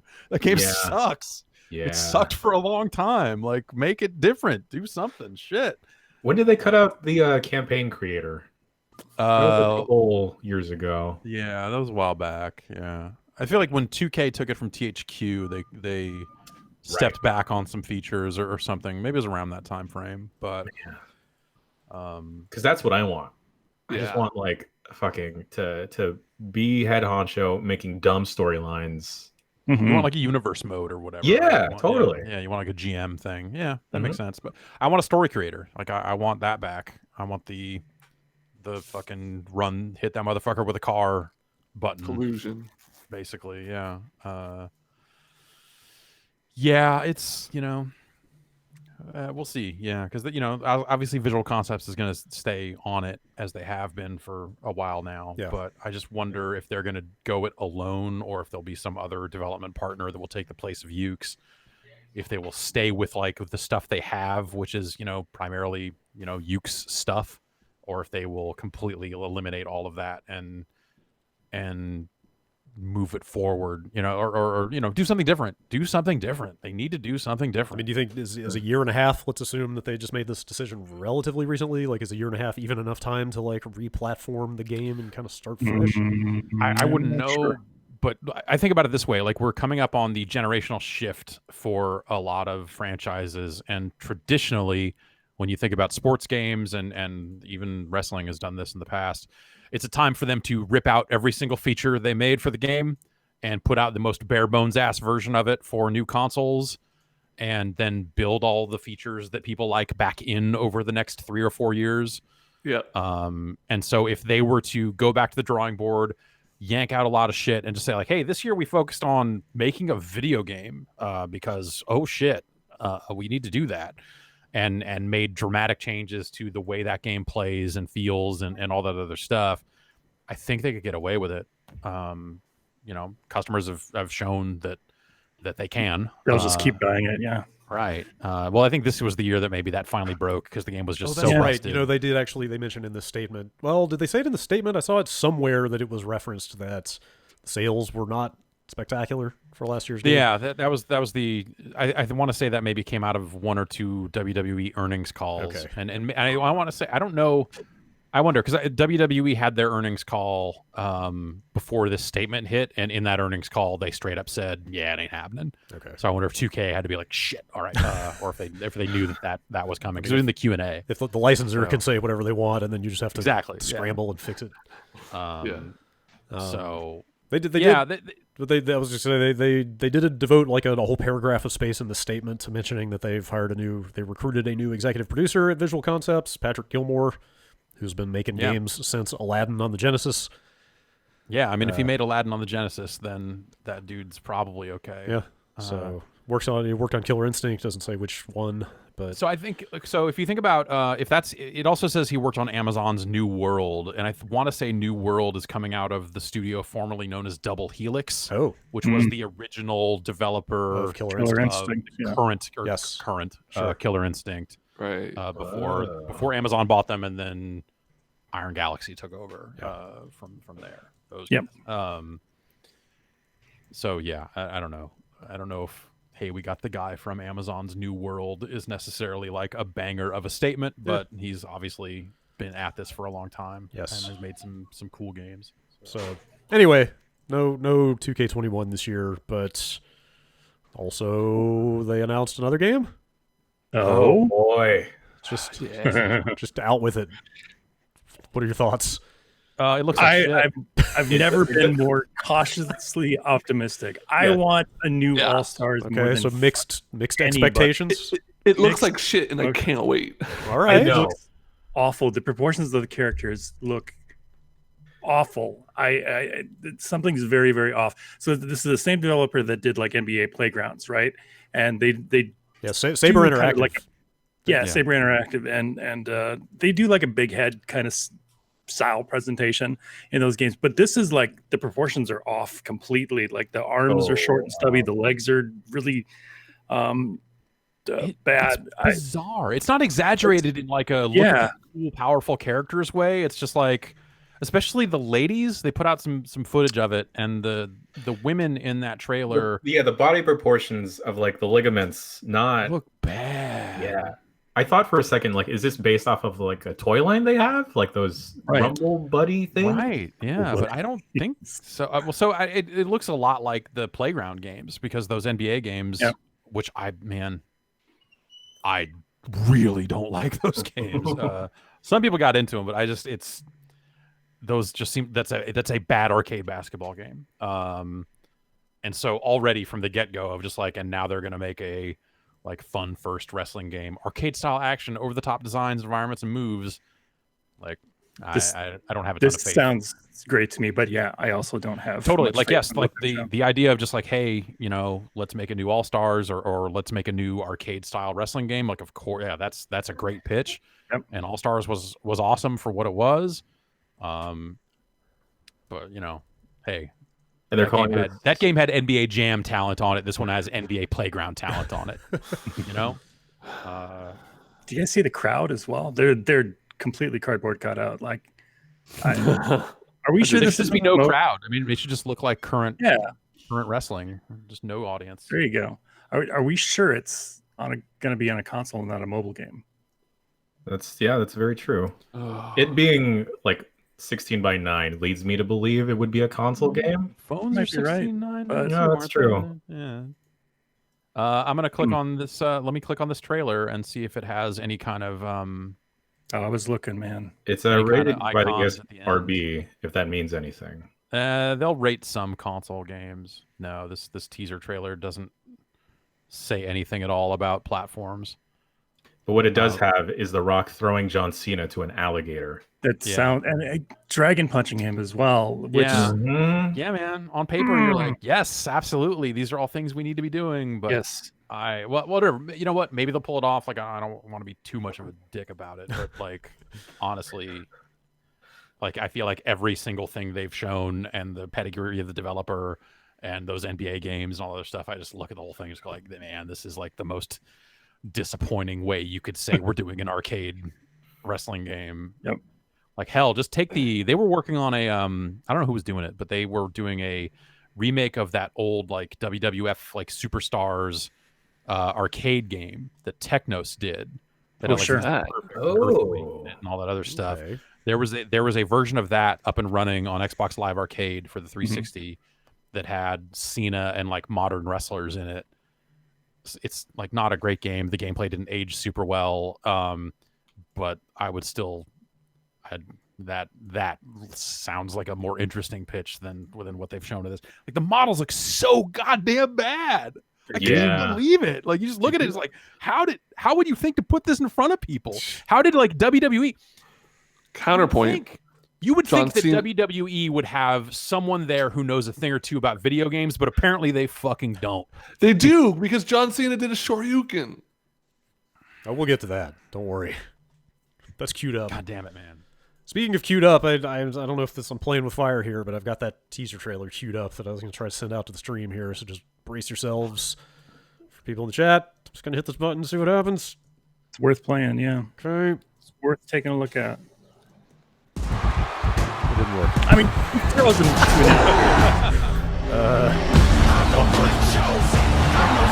It's so when they get to the weird thing, John Cena blocks proportions, but then when they get to Becky Lynch and Charlotte Flair, it's it's like Odd choices. who approved this? Like, how is this possible? How did you? it's like Especially you put the coming body off of like sliders. 2K20, and like you would think that the relationship would be at least like slightly strained, and someone might be taking an extra close look at that stuff. Like for that to be the thing that got out, that's like, dude, what? Like, okay, clearly no one on any end of this cares. And yeah, I don't know. It's so disappointing. But I'm cautiously optimistic. I don't know what's wrong. Yeah, with me. I want there to be a good alternative wrestling game out there at some point, but I've never like experienced that much of a roller coaster dive. Like from seeing like John Cena doing an uppercut and just being overjoyed to then seeing Becky Lynch and Charlotte. yeah, That's not their even in model. his move set. He doesn't normally do uppercuts at all. That's great. That's give it to fine. Cesaro. Yeah. Oh man. All right, one more That- try. I mean, that appeals to like me, who doesn't know or care about any of that. But I know John Cena and I know a Shoryuken, and I'm like, okay. Yeah, you want to see that drama. All right, I'm going to give this one more shot because there's another story a few headlines from now where this is going to be even more important. So just brace yourselves. Gotcha. Hey! There's a video. It's probably very loud. Oh God, I turned into the Rock. Hey, check it out. Look at that. What is Oh no. Anyway. Oh, wow. That was a full-on dragon punch.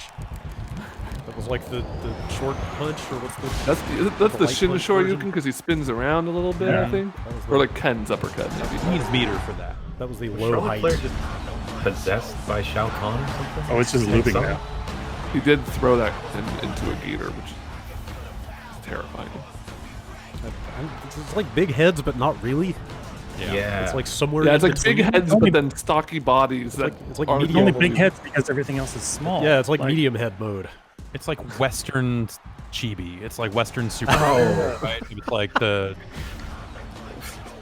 Delete worst that part out. possible. I don't want that to be an art thing. Western All right. chibi. All right. Oh, before we move on from the wrestling, sorry, I think I just broke something. Still going. It's gonna be there the whole day. Before we move on, Oh, Make now it it's stop. stopping. before we move on from the wrestling, finally, we want to take a moment to thank you for your continued enthusiasm for WWE Supercard. Which they and they ran out of stuff to talk about in this release. They had to put in a paragraph about Supercard. People seem What's to the like name of that card game we have? It's a long paragraph too. There's a lot there. Yeah. It's like, here's the one positive thing that we're doing with the license. Yeah. Maybe. Yes. Uh, Yes, indeed. yeah. All right. You guys, All right. have you gotten it out? Someone of else needs to have that license, I think, at this. Well, whatever. We'll I've see got it what out of my Tuesday does, system. Got it out of your system? You feel Yep. okay? Give it to Arxis though. Okay. Yeah. Yeah. All right. Yes. Just imagine the New Day as like that one group of dudes in Grand Blue that pile on top of each other. Lane, yeah. Yeah. All right. I would just want to have was it WWE Immortals, which was the mobile fighting game that NetherRealm made. Yeah, that was here's fun. Daniel Bryan with the or like they did all these Viking looking, all these other costumes and stuff like that. Like, if just have that turn into a full-on console fighting game. I still think that would be a cool. Yeah. All right. Wait, I heard a mouth noise. It's like you might have had another thought. I just I know how people feel about wrestling around here. It's like if you've got feelings, you got to get them out. But if if you're safe to move on, I think They I'm said good. shit on television last night. oh boy, oh boy. All right, we'll get back to that. Like I said, there's more to come. Next story. Did any of you guys personally get a notification from Nintendo last week about somebody trying to access your account? No. Yes. You did? Oh, Did I hear a yes? Yes. Oh, you did? Yeah. They were like, you should probably disassociate your PayPal with your Nintendo account. Huh. Interesting. Think about two-factor. I saw a ton of people last week saying like, somebody's keeps trying to log into my Nintendo, like whatever. What are they calling it? Nintendo account? Is that the current name? Nintendo ID. I believe Nintendo account is the current I think one. it's Nintendo account is the current. Nintendo Network ID was the old one. That was the previous one. So anyway, Nintendo. Long story short, Nintendo had a data breach of sorts. They ended up putting out a statement in both English and Japanese that roughly 160,000 people were affected. They did say, let's see, I'm trying to find the line here. Sorry, here it is. We would like to reassure users that there is currently no evidence pointing towards a breach of Nintendo's databases, servers, or services. Good. So, right? So is it just people using like databases of passwords that have been hacked elsewhere it says just as running it through? As one action in our ongoing investigation, we are discontinuing the ability to use a Nintendo Network ID to sign into a Nintendo account. So it seems like whatever happened, the Nintendo Network ID is like the vector that they're using to... Weird. Yeah. So I don't know. It doesn't say if that's even ever going to come back or not at this point. Like who's even still using that stuff at this point? I mean, that stuff exists on the Wii U and right. Like that's the account. That's the account. Yeah, that's the account you signed into on a 3DS and a Wii U. So yeah. I guess you can. The idea that they came up with like a new account for the Switch and all that stuff is so bizarre. Yes, like it's crazy. Nintendo's account stuff over the years has just been. Hey, weird. Nintendo's online internet stuff may have been a fucking weird mess. Like, who could have guessed? Yeah. So, anyway, it seems like they've got it more or less under control at this point. They have been like very heavily encouraging people to enable two-factor, which I went and did as soon as this stuff all happened. So, that is out there. Yeah. Be warned. Another thing to two-factor, another thing to go, oh shit, I need to go get my phone when I'm on the couch. You know, I'll give them credit. When I went and set it up, I was expecting it to be like the most rudimentary ass, like backwards two-factor in existence. But it full-on uses Google Authenticator or Authy or whatever you got. Yeah. Like the standard stuff. So it's standards. It's yes, nice. Yes. It's Sony should switch to that. Wait, do they not? They'd send texts. Oh no. That's not secure at all. That's bad. Yeah. Speaking of Sony, they posted a quick update to the PlayStation blog. If you remember, Last of Us Part 2 was delayed indefinitely a few weeks ago. They have announced that June 19th is the new date for that, which I'm sure they will hit because the game sounds like it was basically done when that first delay happened. Ghost of Tsushima, the Sucker Punch Samurai action game. Yeah. Had not been delayed previously, but now has been delayed to July 17th, which I want to say is only like 3 weeks or so after the original date, so that's not a huge delay. Still not a lot of stuff out there about that game. Like, no. Not a lot of like in-depth, here is what the actual game is stuff. Part of that was like the year they announced it, I went to the kind of backroom meeting at E3, because they announced it at E3, and they showed, like, they played it in front of us. Like, it was a decent demo of that game, and then part of it, I think, is that Sony just didn't show up to the E3 after that, right? So yeah. That would have been... There was, like, didn't they do, like, another trailer for, like, Paris Games Week or something like that? Yeah. But they haven't done, like, a live demo since then, partially because they just haven't had, like, a venue to do it. I mean, well, whatever. They have a YouTube channel. They could stream a live demo of that game whenever they want, but... Totally. Anyone could. If you just want to stream Sony games, apparently. It's just open season. Yeah. Feels to get out. Just show off some stuff. Yeah, I hope that game's good. It looks cool.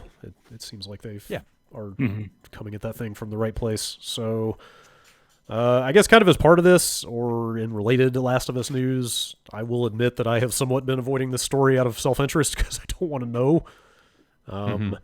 But a large quantity of Last of Us Part 2 like story material has leaked over the last day or two. Yeah, I think it was over the weekend. Maybe over the weekend. Yeah. So, I don't know what form that it takes exactly. Like, is it? My understanding was there was at least some video out there. I don't know how much. Yeah, my understanding is that I didn't see any of the video myself, but my understanding was that it was like a lot of cutscene stuff. Okay.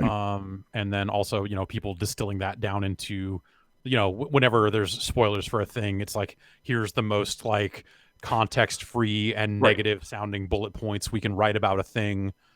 Just to like make it sound as like reductive and and crappy as possible. Like this happens, this happens, this happens. Yeah. And so I saw that and then saw some of the fallout and reaction or whatever to that, where it's just people don't seem thrilled about it, but also when it's written in that way can only be taken that way. The same thing happened to Final Fantasy VII Remake, right? Like you can read a bullet point list of what happens at the end of that game, but without any context, it just is not the same. Yeah, totally. So, all that stuff happened. There's been a lot of stuff going around claiming that this is like a disgruntled employee that was mad about, benefits, working conditions, general stuff like that. But I don't know I don't know that those dots have actually been like legitimately connected here or not. Yeah. That seems like something that if you were the person leaking that stuff, you would not put out a thing saying I'm doing it for this reason, because that's just pointing the sign at like, hey, here's who did this, come fucking nail me to the wall. That just seems like it would be a really dumb way to I don't think that would achieve a goal, but also I don't that seems like a very dangerous way to go about leaking all that stuff if that was your goal. It sucks for all of your coworkers who wanted, like, there's no way to be like, this is definitely going to affect sales, or like, it's hard to draw that conclusion directly, but it definitely hurts the like, hey, we're waiting for the release of this game. We're all really excited for people to get it in their hands and play it. And it's just a big mood killer. And if conditions are already like questionable, that just is going to make it double feel bad. Sure. And I think it can't affect sales in a positive way. Yes. Like no one comes out of this and says, well, now I'm going to buy this game. I guess it's possible that like if the seismic shifts in the story are so massive that you're like, well, I guess I need to see this. I mean, I think it would take like a Metal Gear Solid 2 level thing for that to be the case, where it's just like, what the fuck did they do to this game? I have to see this now. Like, I doubt that it has anything like that. I couldn't tell you one way or the other, as someone who was not a huge fan of the first game, but yeah, so I don't know. It seems like there's been definitely some people reading that stuff or seeing that stuff and being like pretty negative about it, and so yeah, maybe that does negatively impact sales in some fashion, but also like that seems like a negligible thing. I think it's shitty that stuff like that happens, but stuff like that happens. That's not new. That's not like you said, it just happened with Final Fantasy in a fairly in a somewhat similar form. And yeah, the thing I will say, so Naughty Dog put out a statement. I think having not seen the video, there was a part of me that was just like, I'm not even positive if this is legit or not, until Naughty Dog came out and said something about it, which is like, there's only so much you can say. Like they announced the release date, which is like a weird response to a bunch of leaks, but they were probably just planning that anyway. It could be like, hey, if you can wait like, 6 weeks and not read spoilers, you can play the game for yourself. That's totally, and that's exactly what they're saying, but there's just the sentence they lead it off with in the context of where the world is right now.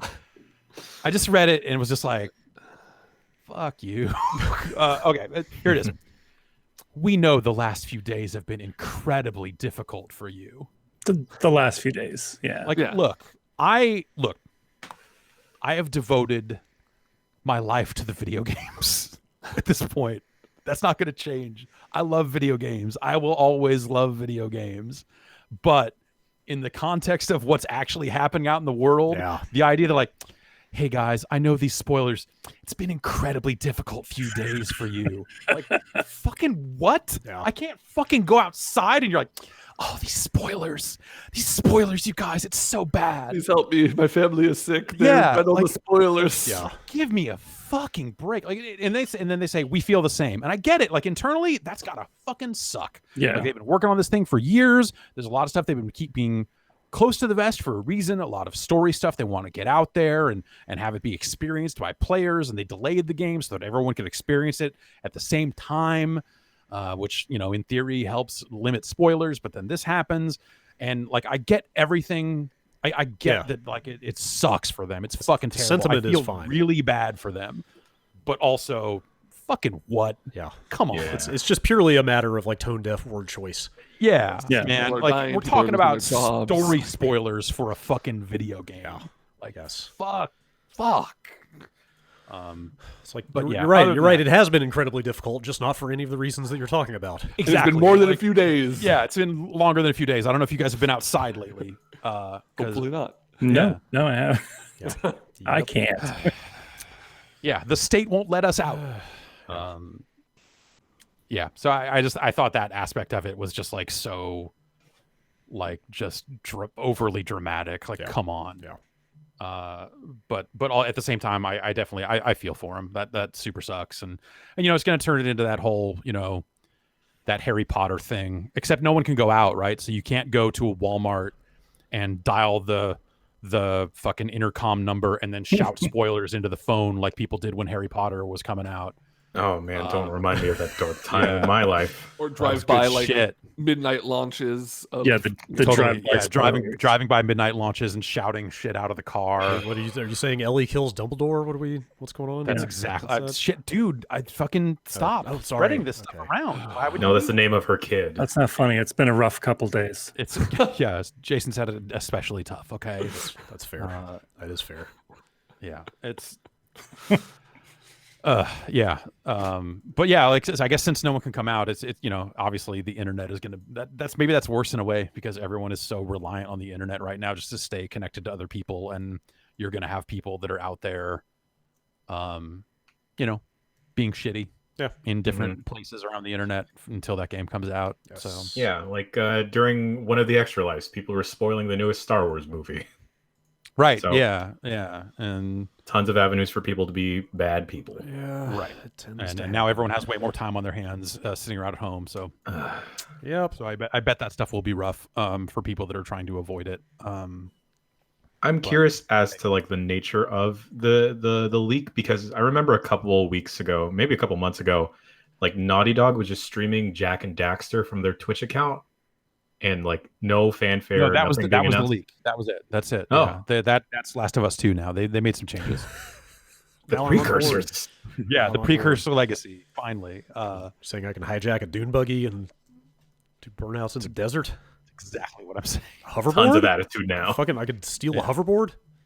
Yep. All right, now I'm in. They got Max Casella. Yeah. He's the Great. voice of Joel now. It's weird, but Great. what are you gonna do? Great. What if Joel turned into an ocelot or perfect. whatever it's Otzel, right? That's what it's called. Axolotl? Ever since One of those. Yeah, ever since Troy Baker and Nolan North had that falling out, the world of video game voice acting has been rocked to its core. yeah. Having Right. to bring in some heavy hitters to make up for it. Yeah, so I don't know. Like, the stay safe out there if you care about spoilers, I guess. Yeah, you know, just yeah. if that's Yeah, again, I thing that didn't you're- because I tried to avoid it. I'm not clear like what quantity of videos out there or any of that stuff. But I didn't. Yeah, like I said, I didn't see the video, so like the stuff I saw seemed like not quite beat by beat, but it was definitely like first act, second act, third act. Like it was the game, Huh, man. It okay. was Yeah. assuming that's all legit. But it definitely had a vibe of like it's not just the ending. It's not just a single sentence. It's like Right.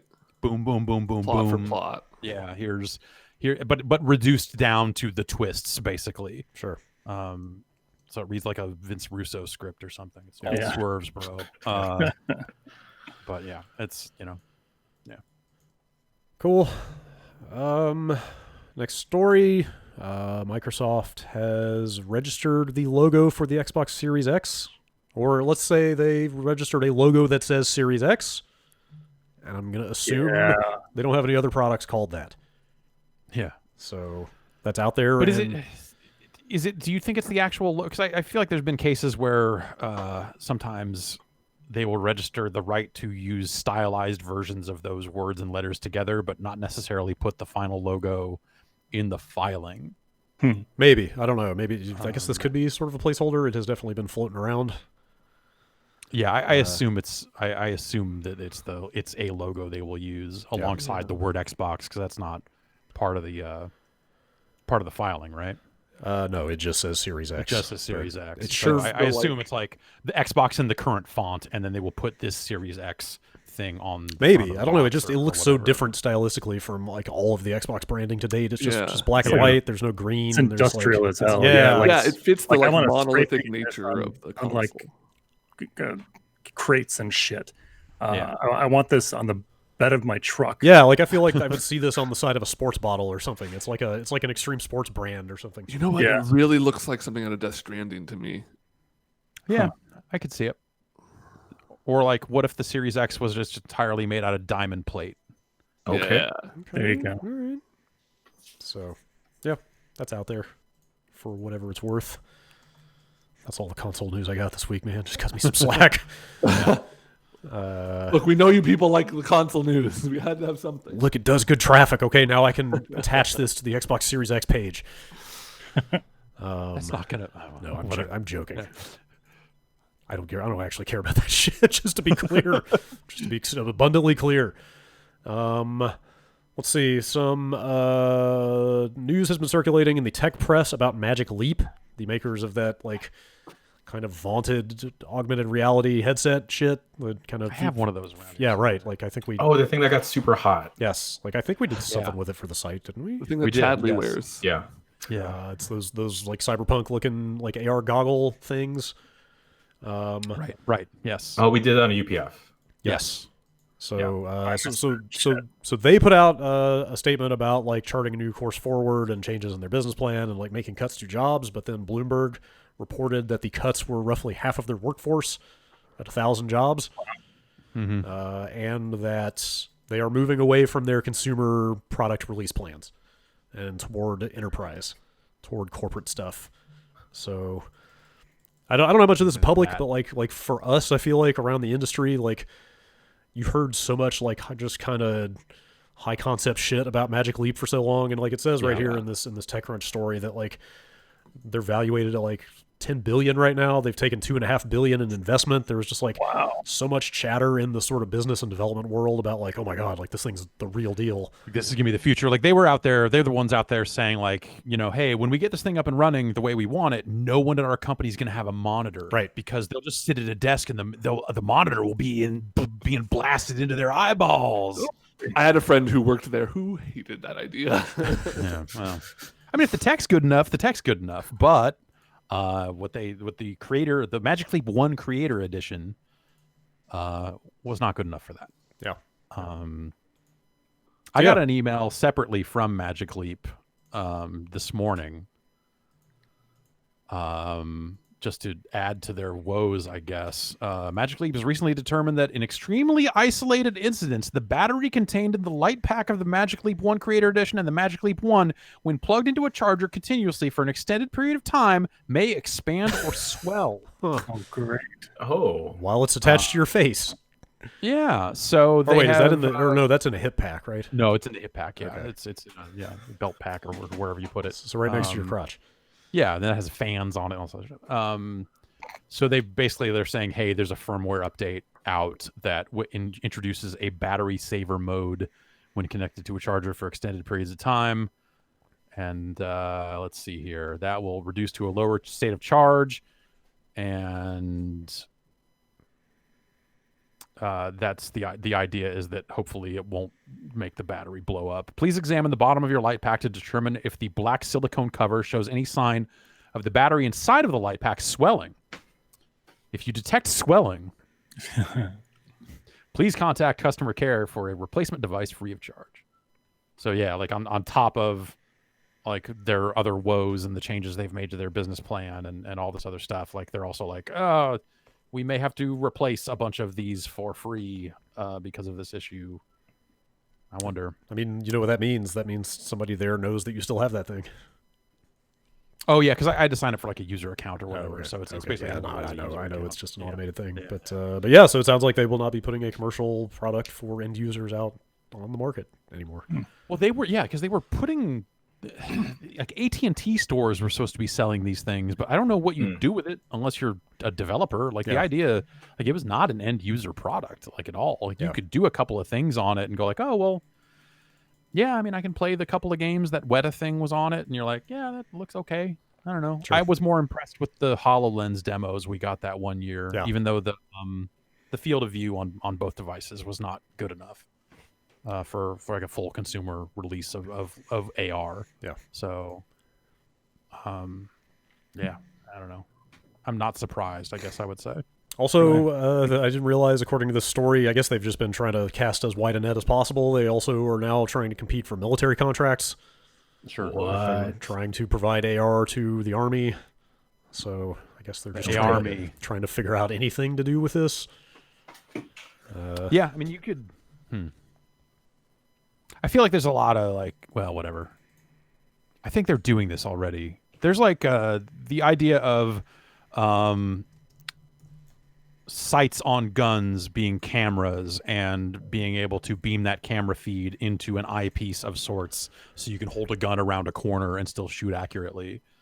I feel like that's an idea that they have floated or maybe even have these days in some capacity somewhere, but I'm not sure where they're at with it. But, AR in wartime AR in your sure. AR. I mean, don't they AR in your AR? Don't they already use 360 controllers to control drones and shit? So. Yeah, in some cases for sure, like bomb disposal drones or whatever. Like, that's video games. They're hot. Yeah. Have you guys heard the term XR? I just became acquainted with this a few days for extended reality. Oh, wow. Like, it basically came out of a conversation. Like, I'm sure you guys have thought of this too. Like, if you had a good enough augmented reality thing, it could also just be a VR headset, right? Because it would just it would fill the entire field of view with VR. And then it's not AR anymore, it's VR. So, like, now I'm starting, and there's literally an extended reality Wikipedia page. Like, that's becoming like the catch-all term for AR and VR and all of that shit. So is that taking over from MR? Because that was Microsoft's mixed reality was the term that they liked to use to imply. I have one of those. I have one of those headsets, and I have no idea why they named it that, because it's just a VR headset. Like, that's all it does. Well, I think they're just trying to get ahead of it and say, like, hey, MR is going to be the thing. Because I think for years, God, I guess it's been years now, right? But for years, the idea of just like, hey, AR is eventually going to be the thing that takes over, because you could always black out the full headset to do VR if you wanted to. And to be fair, when they named that line, I'm sure they still thought HoloLens was going to be a thing. So totally right. So hey. and it maybe, well, I mean, there's still someone is still working on HoloLens stuff somewhere. Sure. I'm sure. Yeah. XR, I think. Sure. XR. Why not? Get used to it. Yeah. It's here to stay. Yes. Google had a Stadia Connect this morning. Yes, Google. Yeah, they're still doing it. You know Google. Yeah, I've heard of them. Yeah, they did a Stadia Connect like 2 hours ago, 3 hours ago. Yeah, like 9. Not a ton out of it. PUBG is on Stadia now. I played some of that. Yeah, how was it? Very grimy. I need to go back and look at actual proper PC PUBG, but this looked like a kind of rotten looking low-res console version of it. Okay. And maybe I'm just misremembering how crisp PUBG looked or didn't look, but I remember it looking all right. Yeah, I remember it looking all right too. And this kind of looked like a muddy N64-ish. And I don't know. Ooh. Did they brought back fog at some point, Fog, right, into the actual game? Yeah. Because literally, like, it was just like a lot of jagged edges and fog and just like Well, that'd be great for when Glover comes to Stadia. Right, yeah. They did say there was some form of crossplay in there somewhere, but the matchmaking was over a minute. Like, it's a good thing they have crossplay, because like imagining the existing Stadia audience being able to reliably fill up all of the different PUBG hoppers between solos, duos, squad, one-man squad, third person, first person, and now they have map selection in there as well. Like, the idea that you might have to get a reliable flow of hundreds of people into all of those things to play that game in a reasonable time frame is kind of wild. Especially for a game where anybody who's super serious about it is already playing it on a local machine. Yeah. Crossplay doesn't seem like that would be a fun experience. They do seem to be separating by controller, at least in terms of leaderboards and stuff like that. I don't know if the matchmaking itself is separate, but when I launched it and was using a mouse and keyboard, it kind of said like, hey, do you want to use a controller or a mouse and keyboard? Some of your leaderboard stuff will change depending on what you pick here. Okay. But yeah, I'm not positive if they're doing that stuff the right way or not. But yeah, I don't know. It didn't run awesome, but it ran. Yeah. So some of the big, the kind of quick hits here are, let's see. If you're a Stadia Pro member, you get PUBG for free, and you get the current season pass. If you are not a member, you can buy it for $30. EA is getting on Stadia. It's a 5-game deal. Yeah, it's Star Wars Jedi Fallen Order, Madden, FIFA, and There we go. did 2 they? players to be named later. Oh, two. Okay, two more that they have not said. Yeah, they said, and these will launch by the end of the year. So I assume that's the next FIFA and Madden. Okay. Not current FIFA and Madden. Yeah. It says FIFA and Madden are scheduled to be available to. Okay, sorry. Jedi Fallen Order will launch by the end of this year. FIFA and Madden will be available this winter, with more games to follow in 2021. Okay. So that means 2 more games next year, I guess, is kind of what the... What do you think the chances are that Apex is one of those? Like they're not really doing free to play so much on there, right? Well, when they do free to play, it's like a pro only, or you have to buy. Sure. Because like with Destiny being free to play, like it's like part of the pro package, or it's you're paying for the Destiny the collection bundle, Right. if you want to play it. Because I'm sure free like tier. the cost per user for this type of streaming is too high for them to just let thousands of people play for free. Totally, yeah, and that's the one of the issues with Stadia is them not really having a solid answer for people out there making free to play games. Yeah. You know, like Fortnite, for example. Yeah. Yeah, so there's like, I think the interesting thing about the EA stuff is that now it's official. Stadia better than the Dreamcast. Baby. No. It's EA had been talking about cloud gaming and all this other stuff was that last E3 or last EA Play, I guess, where they were trying to make noise about maybe starting their own thing. And I don't recall. And here they are putting stuff out on Stadia. So I wonder if they're like, oh, actually, like us launching our own streaming service maybe doesn't make much sense. When there's already players out there, sure. Yeah, I mean, I think maybe- Ubisoft was talking the same stuff, Yeah. and sure enough, they're on Stadia as well. Maybe so. maybe they all just start getting wind of how many of these things are already coming from bigger players than them. Right. So, yeah. yeah. And thinking like, oh well, it doesn't make sense for us to split that user base even further, or split that potential audience even further, I guess. Yes. But yeah. But it's good for them. Like, these are very big franchises, that they're putting out, and that's something that Stadia needs. And, Stadia is kind of marketed towards not necessarily like more casual people, but people that aren't necessarily too keen on buying a whole new console or a whole new PC or shit like that. So they could definitely benefit from just firing up Madden, just firing up FIFA. Yeah. Yeah, I think the idea of just like, hey, whether you're playing on your phone, assuming you have an Android phone,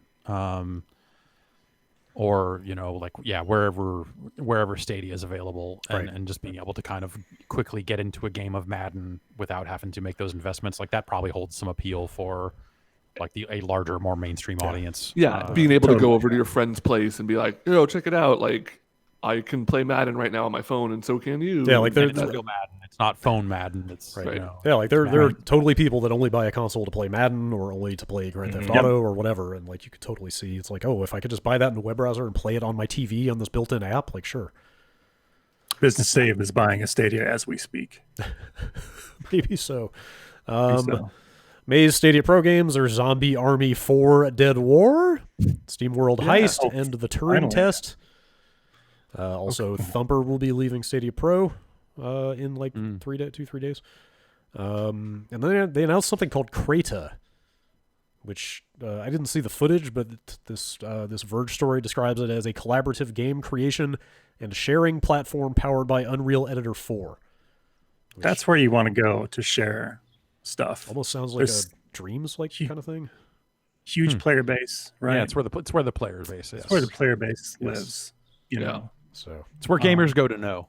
yes, of course, of course. Anyway, that stuff's out there. Stadia, Okay. it still exists. All right, Deadly Premonition 2 got a release date. It is July 10th. It remains Switch exclusive. Okay, Did anybody watch Interesting. this release date announcement trailer? I have not. You should really Negative. watch that trailer. Okay. If you want an idea of what they are going for with Deadly Premonition 2, I'm just Oh, gonna weird. There's dragon punches remember, like I said, the whole video embed thing would be important later. It's got a real like James Bond intro kind of vibe to it. all right. It's like, what if Francis York Morgan was a secret agent? What do you mean? What if? This is Ba-ba. it's yeah. I'm just gonna talk about Deadly Premonition 2.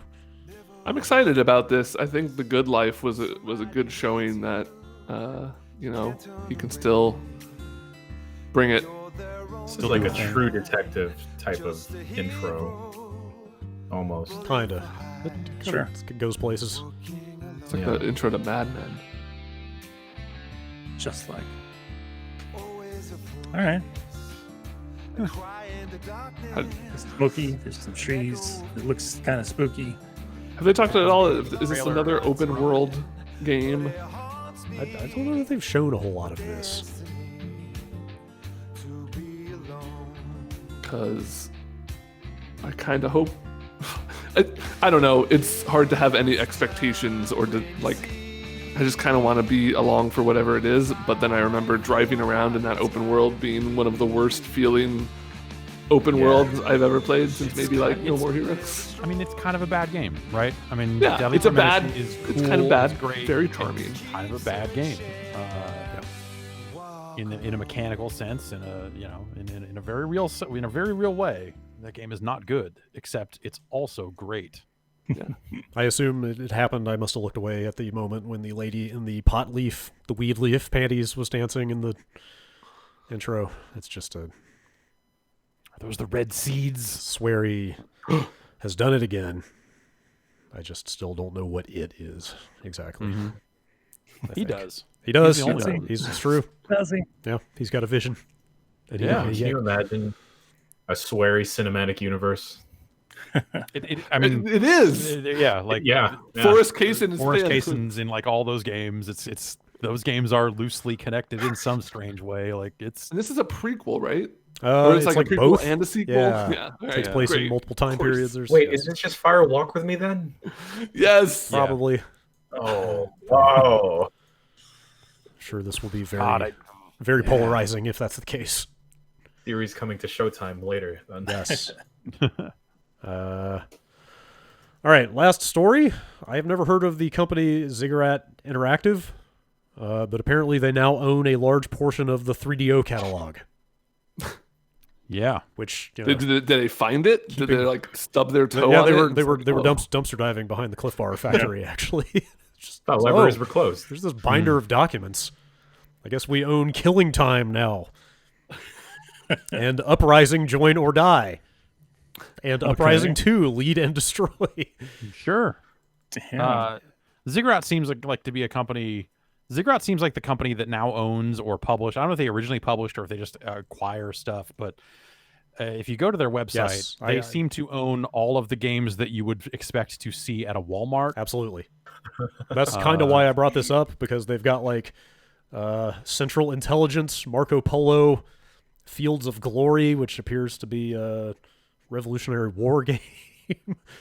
18 Wheels of Steel Convoy. Right. A game that's Like just called I'm expecting, Nom. like I'm clicking through the list of games that they are currently selling, and I keep expecting like big rigs to be on the next Totally. page. Totally. Like that's the level of game we're talking about here. yes. Marco Paws and Claws Polo. Pet School, and Paws and Claws Pet Vet. Yes. Oh, here we And go. all Hunting those ones. Unlimited, Hunting Unlimited 2, Hunting Unlimited 4. Ride, Carnival Tycoon, So- Hot Dish. Elizabeth Find MD, Diagnosis Mystery. I will mention It's a that great fucking name. yeah, those games I rattled off from this press release are the ones they mentioned as key titles here. So I guess that means that like somebody else still has Army Men. Yeah. This is probably They would never let go of the army. They got the dregs of the 3DO catalog. Sarge will have his return one of these days. Yes. Mm-hmm. I don't know. I just wanted to throw this in there because I've had the 3DO on the brain a little bit lately for some strange reason. Yeah. Sorry. I don't know if it's right. I don't know if it's all the. I got my copies of Shockwave, Flashback, and Demolition Man and Microcosm over here. yeah. If you just want to have a 3DO party. I don't know where. I have no idea where it is, but I've got a box of 3DO games somewhere from my one friend who had a 3DO, and then at some point was like, I don't want to have a 3DO anymore. And he was like, here's these games, just get them out of here. What do you wear to a 3DO Did he also party? give you the 3DO? No, Or I think just that ended up somewhere else. I think I've just got Okay. the games. Okay. So I've never actually played them, but yeah, like, you know, as people, like, especially with like the Mister stuff, people talk about like, oh, what other consoles are going to get recreated on this thing? Like, I keep thinking, is some poor soul going to take on the 3DO? I sure hope so. Yeah. You know, That'd it be was, 3DO was not the best console. No. Excuse No, me. there's- end of Excuse me. sentence. You know, Move excuse me. on. Excuse me. The 3DO was not the best interactive multiplayer, Right. but it was a historic one. Let's say. I mean, it's better than the CDI. Okay, sure. Yeah. It's probably better than the Jaguar CD. Okay. Yeah. Probably. Sure. Where else can you play Way of the Warrior? Come on. That's true. Exactly. That's true. Yeah. Major That's, Naughty Dog release. Speaking of which, Naughty Dog's best game. Yeah. Major Payne would agree with you. Yes. Shaky Jake. Yes. And I go way back. Yes, indeed. All right. That's all I've got for the news, which means it's time for another quick break and then some emails. All right. All right, we're back and we're ready to read some emails and answer some emails, contemplate emails, roll around Tsunemiku. roll around in this pile of emails. That's what we do here. Get all up in it. As soon as I unmute this music. Okay, now it's official. It's time for emails. Bombcast@giantbomb.com. First email comes in from Eddie in Austin, Texas. I know we alluded to this a little bit earlier, but let's just answer this properly. He's writing in about WWE Battlegrounds, which he says looks a whole lot like WWE All Stars and is definitely more intriguing than any of the other mainline games they've been putting out. The main point of my writing in, however, is in the teaser trailer around the 15-second mark, John Cena busts out a pretty flawless Shoryuken. Is it possible John Cena has been a shoto this entire time? Did whatever happened in the Firefly Funhouse bring the Satsui no Hado into his soul? John Cena as the Ryu makes a whole lot of sense. How far down does this rabbit hole go? What Yeah, if this this is is how gonna- we get a Cena heel turn? Yeah, it's a surge of murderous intent. Violent Evil Cena. Cena, violent Cena. So I do Doctor. think if Cena ever comes out of the funhouse intact, he will have to be some kind of evil monster. does evil Cena have like a goatee? What's the differentiation? He wears full jeans. Okay. He wears like a chain around his neck. So if Cena is the Ryu, who is his kin? Batista. Oh, This is like Batista has fire on some of the. He has the same moves, but they have fire on them. Yeah. Well, I mean, Cena's got fire on that dragon punch in there. Yeah, so he Maybe does, I he's the know. Ken. Maybe he's Batista's both. power over Cena's speed. Well, Cena's not really speed. he's heart. Yeah. No, he's hustle, actually. Yeah. Like I can see him punching waterfalls. Yeah. Randy Orton? Is that Oh, the Ken? no. I don't know. That's probably a little more. I mean, I feel like they were coming up. There was that Royal Rumble where they both were in it at the end. Like there was definitely that period of time where it was like, man, they sure do think that Cena and Batista are the next two big guys. Mhm. And then Batista left, and you know plans changed, pal. But yeah, maybe Orton is a better fit for some of that stuff later on. But I don't know. What was Who's Cena's Cena's status around the time of the Marine? Out of curiosity. He starred in the Marine. Oh, no, well, but I mean like with the organization. he was on the rise. He Okay. Yeah. was pretty much the guy at that point. Like Okay. he Okay. But he came out of that. He came out of the Marine a changed character.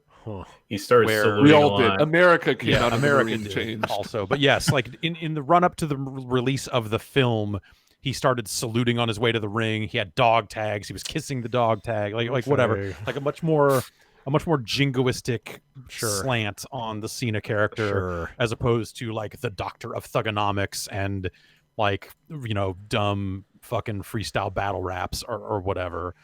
So like that cemented the Cena character from like then on. It has all been Kind of influenced by him being in the Marines. square jawed, all American type shit. Absolutely. Yeah. Like it totally that was the thing that changed him. Yeah.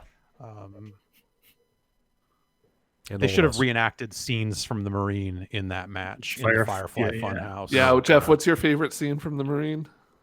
It's the scene where he is in the fucking swamp. And he's like coming out of the swamp and fucking shit up. Yeah, hell yeah. Hey, the Marine, not bad. The one For, with the like- Miz, also not that bad. Yeah, I didn't see any of the other ones, but the Marine one, back when it was real, that movie's fine for like whatever fucking B tier action movie type shit. You're like, yeah, no, sure. Like, is he a Stallone? Is he a Schwarzenegger? No, but like, this is fine. It's fine. And it's He could've backed up got that he there. seems like a genuinely cool dude. Yeah, he in seems real life. alright. He seems like If you guys were to guess how many movies there are in the Marine franchise, I can't believe I googled Marine franchise. Is it 4 or is it 5? I bet I'm gonna say 6. Okay, Jason, how many? 7. Okay, It's Pat. not- 4. I'm gonna Jeff? say 5. Brad, you win. Wow. 6 movies. Shit. Jeez Louise. Because I would have said 5, and then I was like, I bet it's like one more than I think it is. So, Wasn't like Summer Rae in the last Marine movie? She was the other lead with the Miz. With them. Couldn't carry it himself. He needed some. No. Who? And then who like were- Bo Dallas was in it also. What? Right. Bo Dallas and Naomi. Okay. Yeah. And Ted Curtis DiBiase Jr. was the Oh. Marine in one of them too, right? He was in the Did he second star one. in one of those? Okay, he was in Marine 2. He was in Marine 2. And then I think Has anyone the- been the Marine more than once? The Miz. Miz. Okay. He's an actual movie star. It makes sense. Yeah. I think that He's from originally they Hollywood. wanted, they were going to put Randy Orton into one of them until they realized he went AWOL from the Marines, Right. actual Marines, and that would be a bad look for them. Heath Slater was also in the Marine 5. Was he? I- Wow. Man, Well, That is I such a need to watch all the Marine movies, don't I? You do. If no one has seen the cover of the Marine 5 DVD, what the poster for it, please do. It's a treat. It is a treat. Yeah. What about was it 10 Rounds or whatever that had the former Dean Ambrose, and then like that's the one that has Rusev with a gun in it, right? Yeah. They gave Rusev a gun? Yeah, they gave Rusev a gun, but then Holy they shit. released him, so it kind of They took the gun back. Yeah, they Yeah. probably took the gun back first. yeah. They wish the gun the best in his future endeavors. They came to an agreement, him and the gun. Yeah, the machine gun. all right. Before we move on, that email went way more wrestling than Street Fighter, but I did have to say this anyway. I've been listening to the Street Fighter 2 soundtrack a lot, and I have firmly decided that Excellent. Ken's stage has the best music It's one of Really? my first ringtones. in that game. I can see it. That and Balrog. It never really occurred to me until I actually stopped and listened to it, and I was like, you know what? Right, because everyone thinks about Guile's theme Yeah. Sure. as being the one. Yeah. But Does it go with everything? Yeah, probably. But Ken's theme is, I think more listenable. Yes. Yeah. Mike from DC. I'm currently living with my brother and his fiance during the pandemic. For their anniversary yesterday, he bought her a prosciutto. Currently, there are probably upwards of 20 pounds of prosciutto sitting in the fridge. My question here is twofold. First, what would you do with this much prosciutto? Second, what is the weirdest present you have given or received? I'd eat it. I had to eat it. First, I want I'd to know eat if it. are we talking like a solid block of meat, or are we talking like piles Yeah. of like thinly shaved? We're talking a prosciutto, Yeah. something you could club somebody Yeah, with. I guess when you refer to it as a prosciutto, it's like a ham, right? Yeah. Yeah. Oh wow. Man. Prosciutto. I would like, obviously the first week you're eating it with like some nice cheese, or you're making sandwiches, you're doing fairly standard stuff, but then you can start to get real weird with it. Prosciutto nachos, Ooh. A prosciutto That's not weird Rito. enough. Uh, Just Burrito. grabbing it out the fridge and just taking a bite out of it and going, Yeah. Yep. Dude, prosciutto's perfect, like dead of night fridge food. Yeah. Yeah. I mean, The Sopranos, like every episode has a scene of him just walking up to his fridge and eating some meat out of it. Just shove a wad of meat in your mouth. I can't think of any weird presents that I've gotten. Really. Right. Honestly. Keep trying to think of food-related stuff, but no. Yeah. I've probably given something. Oh, I'm sure I have. At a house party, I was giving out rolls of duct tape Okay. just because I had an excess of them. That's useful. Yeah. Yeah. Especially at a house party. I got a 50-pound bag of popcorn as part of a Secret Santa once, unpopped. Wonderful. It was like the size of a teen. I've given those. I think I don't know if it was 50 pounds, but That's of a cooked lot of popcorn, because I used to work at a theater, so we would just fill up garbage bags full of popcorn and take them with us, because what else were we going to do with it? And then you just give it to people because you get sick of it. You get sick of popcorn real quick. It's like a movie theater Robin Hood. Yeah. Andy in Ohio. Dear video game / pizza experts, what's on a Midgar special? They shave materia onto it. Okay. Yeah. The flavor materia, yeah, you got to link those crusts. It's like a stuffed crust deal where you can like link it around. It's like materia patties, but materia links are just like not really. I don't know. It looks It looks All like the a food in that game DiGiorno is bad. pizza. Is I guess I have to ask: is there a Midgar special in that game? Yeah. Okay. Yeah, I don't know what they eat. Like they talk about pizza and stuff like that, but I don't know if it's like True. Japan pizza or America pizza, because those are two very different Oh, there's things. probably mayonnaise on it. God damn it! Does anybody in that game ever refer to the upper disc of the city as a pizza? Yeah. Okay. Yeah. Okay. Good. And there's that song in there, Under the Rotting Pizza. Yes, there certainly is. Speaking of video game soundtracks. All right. Stefan from Lincoln, Nebraska. I'm on Tinder and matched with a girl who had a decent level of knowledge of video games. After a couple of messages, she said, unironically I imagine, that her favorite game series was Senran Kagura. I had to search on the internet, and it looked like one of those naked anime games that pop up on Steam. Yo. I asked her if that was the case and was promptly unmatched. You fucked up. What is Dude. Senran Kagura? Is it one of those naked anime games with schoolgirls? That's what passively searching Google looked like. No, I mean, it's tasteful. It's not like Hentai Sniper 3D. Right. I guess I've played a couple of them, and I don't think they get like hardcore or anything like that, but they get like some of the dialogue gets really nasty. Like there was this one where she was like attracted to her sister or something like that. There's some Not incesty tasteful. stuff. I want to go on the record that I know what those games are. Is this just going to be the most lamentable But misconnection in this guy's life? There's a lot of bouncing boobies and Fuck stuff. that. and, Okay. yeah, Yeah. clothes falling off. Just and, live and let live, man. I yeah. don't know. I'll You put it made this that way. person feel bad. Yeah. I'll put it this way: when I was first talking to my now wife, one of the first games she said she liked was one of the later Leisure Suit Larry games. Huh. You mean like the modern day ones? Yeah, like one of the more mini game focused, like, and then and then the second one was like Blood Rain. I was like, all right, okay. You found love. Okay. I only ever played 6, in which he goes to a resort called La Costa Lada. That's funny. It's that classic. That's just funny. It's that classic Al Lowe humor. All right. Ethan from Ohio. After some disappointment from Animal Crossing New Horizons, mostly for the same reasons Jeff has mentioned, I decided to track down an original DS, it's blue, and a copy of Wild World. I'm loving it, but I mainly want to talk about how comfortable that DS is. What a machine. This got me thinking, what's your favorite DS model and why? Ooh. I like the DSi. Yeah. Yeah. From a, I mean, are we limiting this to just DS, not 3DS?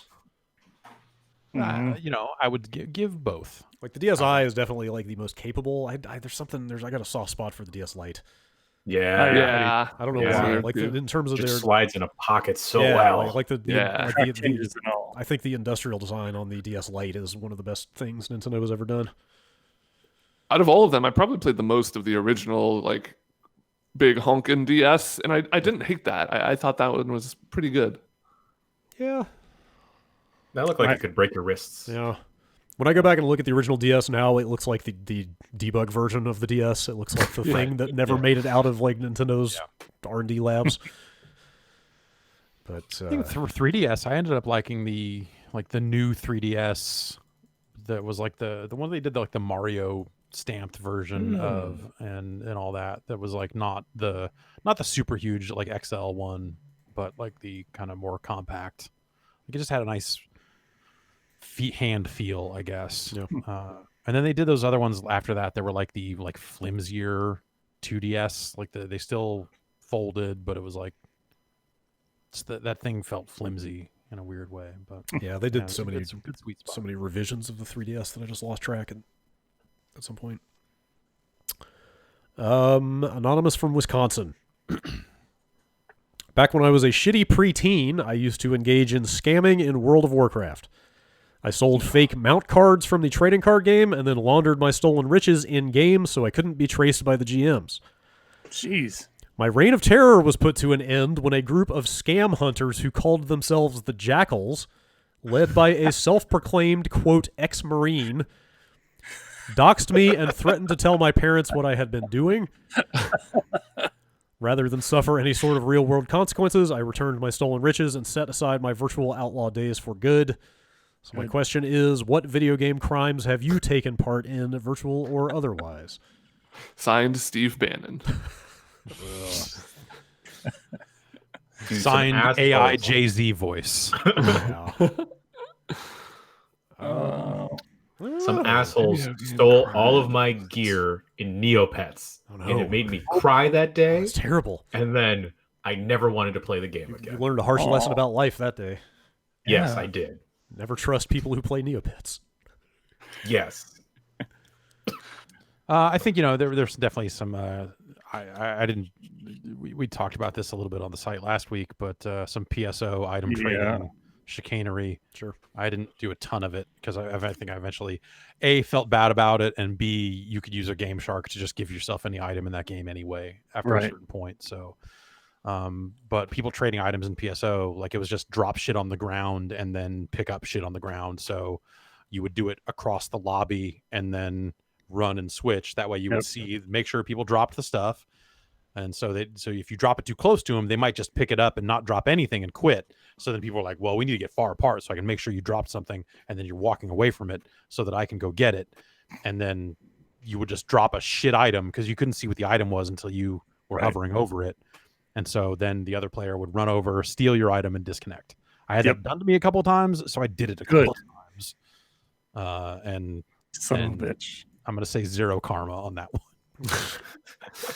You evened out. It evened out. I definitely hacked some items in PSO.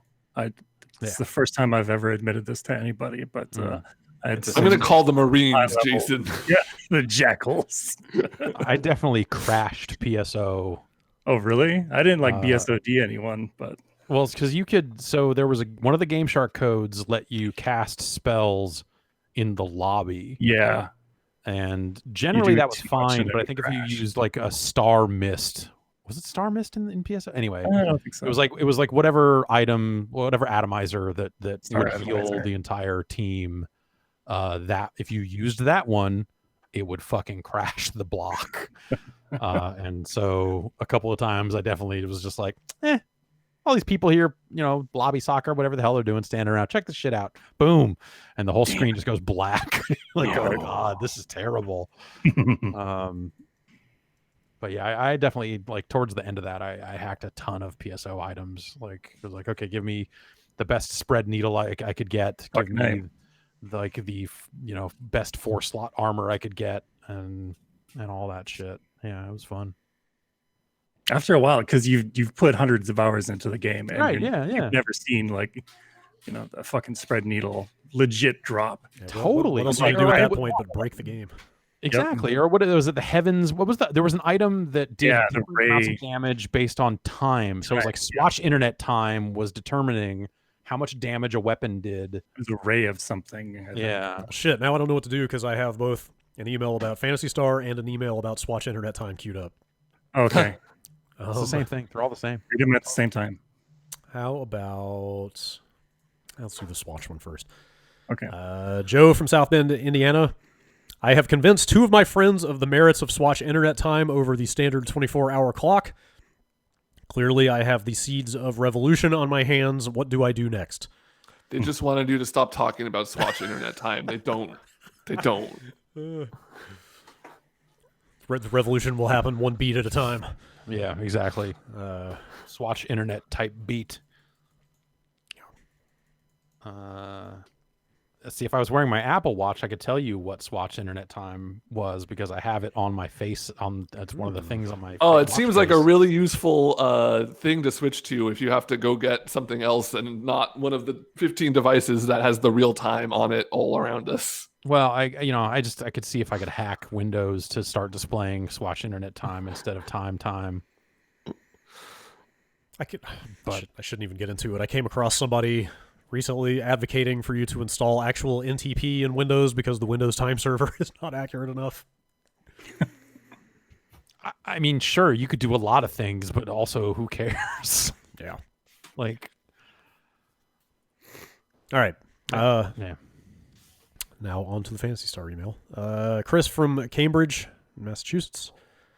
I've been taking advantage of my time stuck at home to catch up on some games, and that includes Phantasy Star 2 for the Genesis.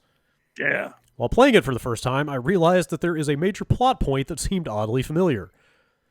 At one point, about midway through the game, your pseudo-love interest Nay gets killed by a villain who is a failed genetic experiment taking revenge on humanity. Despite the fact that you've been able to resurrect Nay previously when she's died in combat, it is now suddenly impossible, and you lay her to rest and continue the rest of the game without her. With everyone talking about the remake of Final Fantasy VII currently, it made me wonder if the Aerith death moment drew similar comparisons back in 1997, or if this was received positively or negatively as either an homage or a ripoff. Do any of you have any recollection of this coming up at the time? I don't think that many people got that far in Phantasy Star. I remember. And that's it. not even. That's like that halfway point somewhere around there. I remember. I think maybe my friend got that far when I was watching him play it or something. Like I was aware of that happening, but I don't remember it being a big deal. It was just like, oh well, she's gone now. Let's just keep going. I love Nay. Yeah, I remember there being that was another case where there were like some kind of Game Shark code or something you could use to like force her into your party, but it would be very fucked up. Oh really? Yeah. I mean, like major characters dying wasn't even new to Final Fantasy when Final Fantasy VII came out. Yeah. That said, I remember people treating that game and that moment like it was Shakespeare for some reason. Yeah. Like, do you remember that? Like, Yeah, just there was this definitely fucking hushed tones around the fact that they would kill off a major character like that. Yeah. Was I don't know why it was such a big deal because it was nothing new, but people certainly regarded it as such. Yeah. You mean? I'm sorry. Are you talking about the Final Fantasy? No, I'm talking about regarded it. as such? Yes, Aerith. I'm talking about the Aerith death. People like just Yes, like the hushed tones around. It's because none of the kids that played Final Fantasy VII had played any of those games before that. Yes, Like that's the answer you're looking that's for. probably Is the reason. Final Fantasy VII was their first role playing game. It's like Yeah. yeah, totally. Do you not remember when Tella gave his life to cast Meteor? Come on. Oh god. Oh my god! And the twins. Yes, the twins turned themselves to stone. Son of a bitch. Is it anything like when Donald Duck cast Ray to play? Yes. It's like that, but good. Yes. Or it's like that, but you're sad. You know, it's not like you're like, oh, finally, Oh, if I'm playing I Kingdom was Hearts sad. 3, I'm sad. kill all I of was them. that. Kill Donald Duck, kill Mickey Mouse. Just like run down the list here. Oh man, speaking of the Genesis library, Quackshot. We'll get into it later. Yeah. Um, I am pro Quackshaw. This is not. Okay, This is a Kingdom alright. Hearts specific murder. Okay. I'm talking. okay, Here. all right. Epic Mickey will live for now. For now. All right. Next email is from Brian. My middle-aged friends and I have been using PlayStation Party Chat for the last 6 years for all of our gaming. But with the new consoles coming out, we're concerned that we won't all be able to stay in touch since we may not all get the same console. Well, sounds like you're not very good friends, then, are you? Do you think there's a chance that Discord will be built into the PS5 and Xbox Series X? Most of us have a living room set up, so putting a PC next to our console for chat isn't realistic. Or is there a way to use Discord for chat through the phone app while getting game audio from the console? Yes. Like, yeah, there are Or definitely ways you can. You can do voice chat on Discord on your phone. If you, yeah, you can do that, but also just mixing the audio. Like if you're willing to use headphones, you could get like a mix amp and run them both into that and mix them that way. I would probably just put the headphones. I would put these headphones in and then put these headphones over them. I've done that before. Does that work? Does that work pretty well? Yeah, Okay, works yeah, well I enough. can see that. Okay, Yeah. Just a little earbud over ear combo action Yeah. could work. Double headphones. It's weird. This is like the third time we've gotten this very specific question recently. Do you think that Discord will be supported on the new consoles? And like, it's kind of hard to see for me that the console makers giving up that level of control over their kind of account stuff to let somebody else in like that. I think Microsoft, has partnered with Discord on some different things, and Discord Rich Presence pulls in Xbox Live information. Yeah, and but stuff like that, like fully ripping out your chat and party stuff just to use theirs, maybe. I don't think they would rip it out, but I think would there be a potential for a third-party Discord app to exist on a console and have that replace it if that app is running or something for people who want that? Like. Mm-hmm. I could maybe see it. Yeah. That seems like something Microsoft would entertain and Sony would not, personally. But Microsoft has Skype as well that they kind of push. It's true. Yeah. So I'm not sure if they would go the Discord route. But we've seen PlayStation kind of adopt, Facebook for messaging. They also use Twitch for streaming and shit like that. So it's not outside the realm of possibility. I guess. I mean, other than the platform dependence, like the PS4 party stuff is pretty good, I think. Yeah. The voice chat sounds good. Like the party stuff works just fine. So. Just keep your PS4s and use party chat there. And put that headphone on this side. And then the game. Yeah. Yes. Let's see. Maria from London. If E3 was replaced with a gladiatorial fight to the death and each of the usual participants, such as Sony, Xbox, Nintendo, EA, Ubisoft, Square Enix, etc., had to select a champion to fight on their behalf, who would they choose and who do you think would win? UB would go with the Just Dance Dancing Bear, probably. Okay, that's not bad. Supremely athletic. Would not have let Reggie leave. Yes, I was going to say they have to bring Reggie out of retirement for that. Guys, just 3DO would bring in Shaky Jake. Yeah. Okay, all right. Bust a fucking pool cue over somebody's head. Yep. Shaky Jake, actually, I mean, he's the CTO of 3DO, so it makes sense. Exactly. So, yeah. I'm straight up stealing this from chat, but speaking of bringing people out of retirement, Sony's just going to get Jack Tretton in there to roll up his sleeves and get down to business, right? Sure. Oh, yeah. That's probably, yeah. He'll work for anyone. Yeah. Yeah, he'll smoke a cigar the whole time he does it. Cigar in one hand, whiskey in the other. Yeah. I think Michael Jordan. Yes. Let's see here. Justice in Cleveland. What gaming-related projects have you been able to get to during quarantine, if any? My list is as follows. Installed a soft mod on the Vita. Set up and installed the Vita 2 SD system. Rolled back firmware and modded a PlayStation TV. Configured RetroArch on all of those devices. Set up RetroArch on my Shield TV. Reorganized and patched my PC install of RetroArch. Got NetPlay working with port forwarding for all those emulated games. Split a merged ROM set to a split ROM set from MAME.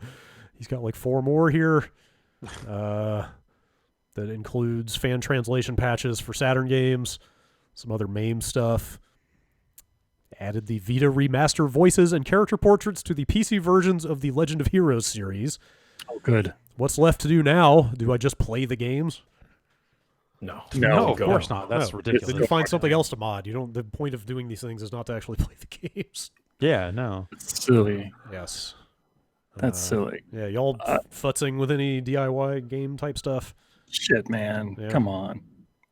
Not No. so much. I got a hard drive here I need to shuck and Yeah. put in one of these. I'm not sure which PC it's going to go in yet, but I got a 10 gig hard drive over here, or 10 terabyte rather. 10 that I need terabyte. to throw into something. But I have to because of the cable select or whatever the hell it is, I need to put some tape over a couple of the pins because these shucked drives are weird. Huh. Just make sure that's not an SMR drive. Right. Yeah. No. Well, I'm not using it in a. Yeah, you're probably fine. I'm not building a RAID or anything like that. So, yeah, I got to do that. I finally put the case on my Mister. I had been living this case-free lifestyle for a very long time, and I got a case and tried putting it on before there was like a good video about how to put it on, and was just like, I don't even know what the fuck I'm doing.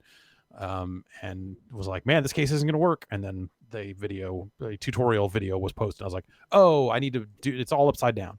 I need to do this a different way. So dug all that out and put all that together. But that's about it. Yeah, I am trying to like clean up the area. Like I want that idealized workspace, right? Of just like, so I bought like a good laptop stand over here, so I can kind of have my laptop here, and I got my MIDI controller below it, and like there was definitely like I want to get an arm's reach good command center vibe going here, but I just don't have time, man. Like it's. Yeah, I don't have enough. Yeah, I don't have enough uninterrupted time during the day, and then in the evenings I can't make any noise because the baby's asleep, so I can't really move anything or do anything and all that. But yeah. At the beginning of this quarantine, I spent probably several days worth of working hours on my back under the desk, rewiring shit for capture and all that kind of stuff, and like that was very nice to have everything just ready to go. And then my HDMI splitter died over the weekend, so now I can't use any of it anyway. Yeah. I'm thinking I'm gonna because I think OBS will do NDI out. Yes. And now I'm wondering. So, it totally does. I've tested it. It works. So I've got this other PC over here, and I was like, well, what benefits would I have if I was just running OBS here on my gameplay machine and then NDIing it over and doing all the streaming and stuff from a different PC? Oh yeah, I know people who do exactly that. Yeah. Like, I wonder if that would be as good as the like route of installing a capture card in that server machine, which I have an extra one here, and going that route. I know people who stream full time and do it exactly that way. So yeah, I think that is. So I think I'm gonna I think that's my next like software-y kind of project, because I set up the NDI stuff because we were trying to do Phantasy Star Online 2 last week, and I wanted to do a quick look of that, and then. Talked into the side of the mic the wrong way for a lot of it, so the audio fucking sucks. I could hear you just fine. Yeah, you could hear me just fine. We were having conversations over here, but over the gameplay and all that stuff, I was like, shit, man. So sorry, the audio on that is fucked, which just means we're just gonna have to play more PSO2. I mean, until we get the perfect PSO2 video, then hey, who's up next? I think Ben's next. Yeah, who's going to get one of you is going to get roped into this nightmare with me. Oh, I feel like it might be me. I could see myself falling down. If Jason is the one if Jason, a PSO fan, is sane enough to not go down this rabbit hole with me, then I've got to find someone. I'm busy. Not it. I gotta keep working on this Minecraft server. I gotta cut my hair. All right. Yeah, like fantasies. All right. I got friends. I'll bring somebody in for now. I'll bring somebody else. You don't even know them. You don't even know them. Cooler than you. Yeah, way cooler. A couple more emails here, like 2. Let's say Chris, the PlayStation 2 turned 20 years old back in March, and the Xbox, GBA, and GameCube won't be far behind. Even games that still feel, quote, new to me are brought up in conversation today, like Bayonetta, Fallout New Vegas, Mario Galaxy 2, and Mass Effect 2, and those are 10 years old. Where do you feel the line is drawn what constitutes retro gaming at this point? I feel like anything from before the 360 counts. I still feel like anything with polygons does not count as retro gaming. I feel like anything pre-360 kind of counts for me now too. Oh man, I think for me the bar and the bar always moves, right? But I think a lot of for me the bar is sort of anything I can kind of half-assed run on a PC, which now includes actually 360 and PS3 games in a lot of ways. That's starting. That's one of the signs, right? Of just like, okay, well, if emulators have gotten pretty good, then maybe that shit is old. But yeah, I don't know. Yeah, I think that's for me the cutoff is well, actually, you know what the cutoff probably is? It's pre-consoles that were definitely connected to the internet at all times. Okay. I was going to say, as a version of that, any console that does not have digital video out, like anything that doesn't have an HDMI, like anything you have to run through a scan converter to get a good picture on a modern TV out of. Yeah, so that's definitely old. That's pretty much pre 360 and PS3. Yeah. I got this. I still have this over here. But somehow in my mind, anything that has polygons in it is still a new game. I don't know. Yeah, why not? I need to grab my open source scan converter again out of the garage because I still got this PS2 here that I want to mess around with. Okay. I don't have a quarter, so I can't unscrew the back where the SD card lives. But that's a fun project. If you got a PS2 and you're looking for something weird to do with it, pop a hard drive in there and the whole it's really easy. SD card like SATA converter stuff is pretty neat. Yeah, stuff's fun. All right, last email. We talked about Itagaki last week, and what he might be up to, because Devil's Third was his last game, right? Right. And that's been a while. And I'm sure he's still listening. Yes. But yeah. So we got an email about him, but then actually I just typed Itagaki Valhalla into Google randomly right before I'd started talking about this, and I found this Gamasutra article from 3 years ago. Itagaki steps down at Valhalla to take on advisory role. Oh. So we it's missed just an advisor now. I guess we missed that part last week. I guess he is maybe no longer actually the head of Valhalla. But, They're forcing him out. But whatever. Don't see Itagaki. Whatever, because we got this email from Martin that says, subject line, Itagaki is fine. See inside for proof. Don't worry about him. Screenshot included. I think he's doing all right now. Fantastic. You're going to need to describe that for people who are listening to the show. I was waiting like for you guys to react to the stream, and then I was going to say something about it. I think he's playing a lot of Animal Crossing. Awesome. Yeah, okay. Good for you. I think he's on Great. Facebook. I think he's on Facebook playing Animal Crossing and testing out his social media features. Wow. Great. Which Aerosmith song do you think is his town tune? Ragdoll. Like Walk This Way, that'd be a pretty good. That's got like a good strong. Or no, that's fucking Cult of Personality. What am I even talking about? Like that'd be a good little town tune. Do you think he's walk into the cranny and hear that? Do you think he's into like the later era, like power ballad Aerosmith, or is it much more? I think he is into top to bottom the full catalog. Like if you want to talk Aerosmith, he is the guy. Okay. Oh. Yeah. He's still. I want to point out in his. I guess that's a Facebook photo. He is still wearing sunglasses. Good. It's just for people listening, he posted a screenshot of the ceremony of opening the campsite in his Animal Crossing town to Facebook. In all caps, just says "test lol." So, fantastic. He's living life. Itagaki's doing all right, I think. Great. All right, that's it for emails. Thanks to everybody who wrote in. Bombcast@giantbomb.com is the address where you do that. I guess that's it for this podcast. What do we got going on this week? Now's your chance to plug our content. Yeah. Well, we've got a premium sale. Oh. Coming. Oh? That's right. Holy smokes. Yeah. Starting on Friday. So Excellent. you check that out. Well, we got some new premium stuff. But Jeff, I already know all the great Giant Bomb premium shows. But not these new premium shows. What? yeah, we got some stuff coming up on the premium end of things. I want to thank everybody. We've been trying to just kind of get our feet under us here and get a bunch of stuff streaming out, and we're gonna start mixing it up. And you've seen us kind of experimenting here and there, streaming multiple streams at the same time and all this other stuff. So it's who else is bold enough to counter program their own programming? exactly. It's all good. It's all good. So I bust into Fallout 2 randomly, just on a whim, and I love that game. As soon as the stream ended, I just wanted to play more of it, but I'm doing it all on stream, so check that out. Cool. It's good to hear that game holds Wednesday up. night. Yeah. I think I'm really good at Bloodborne now. Nice. You're getting there. I beat 2 bosses yesterday. Damn. You gotta go for that platinum now. I think I might.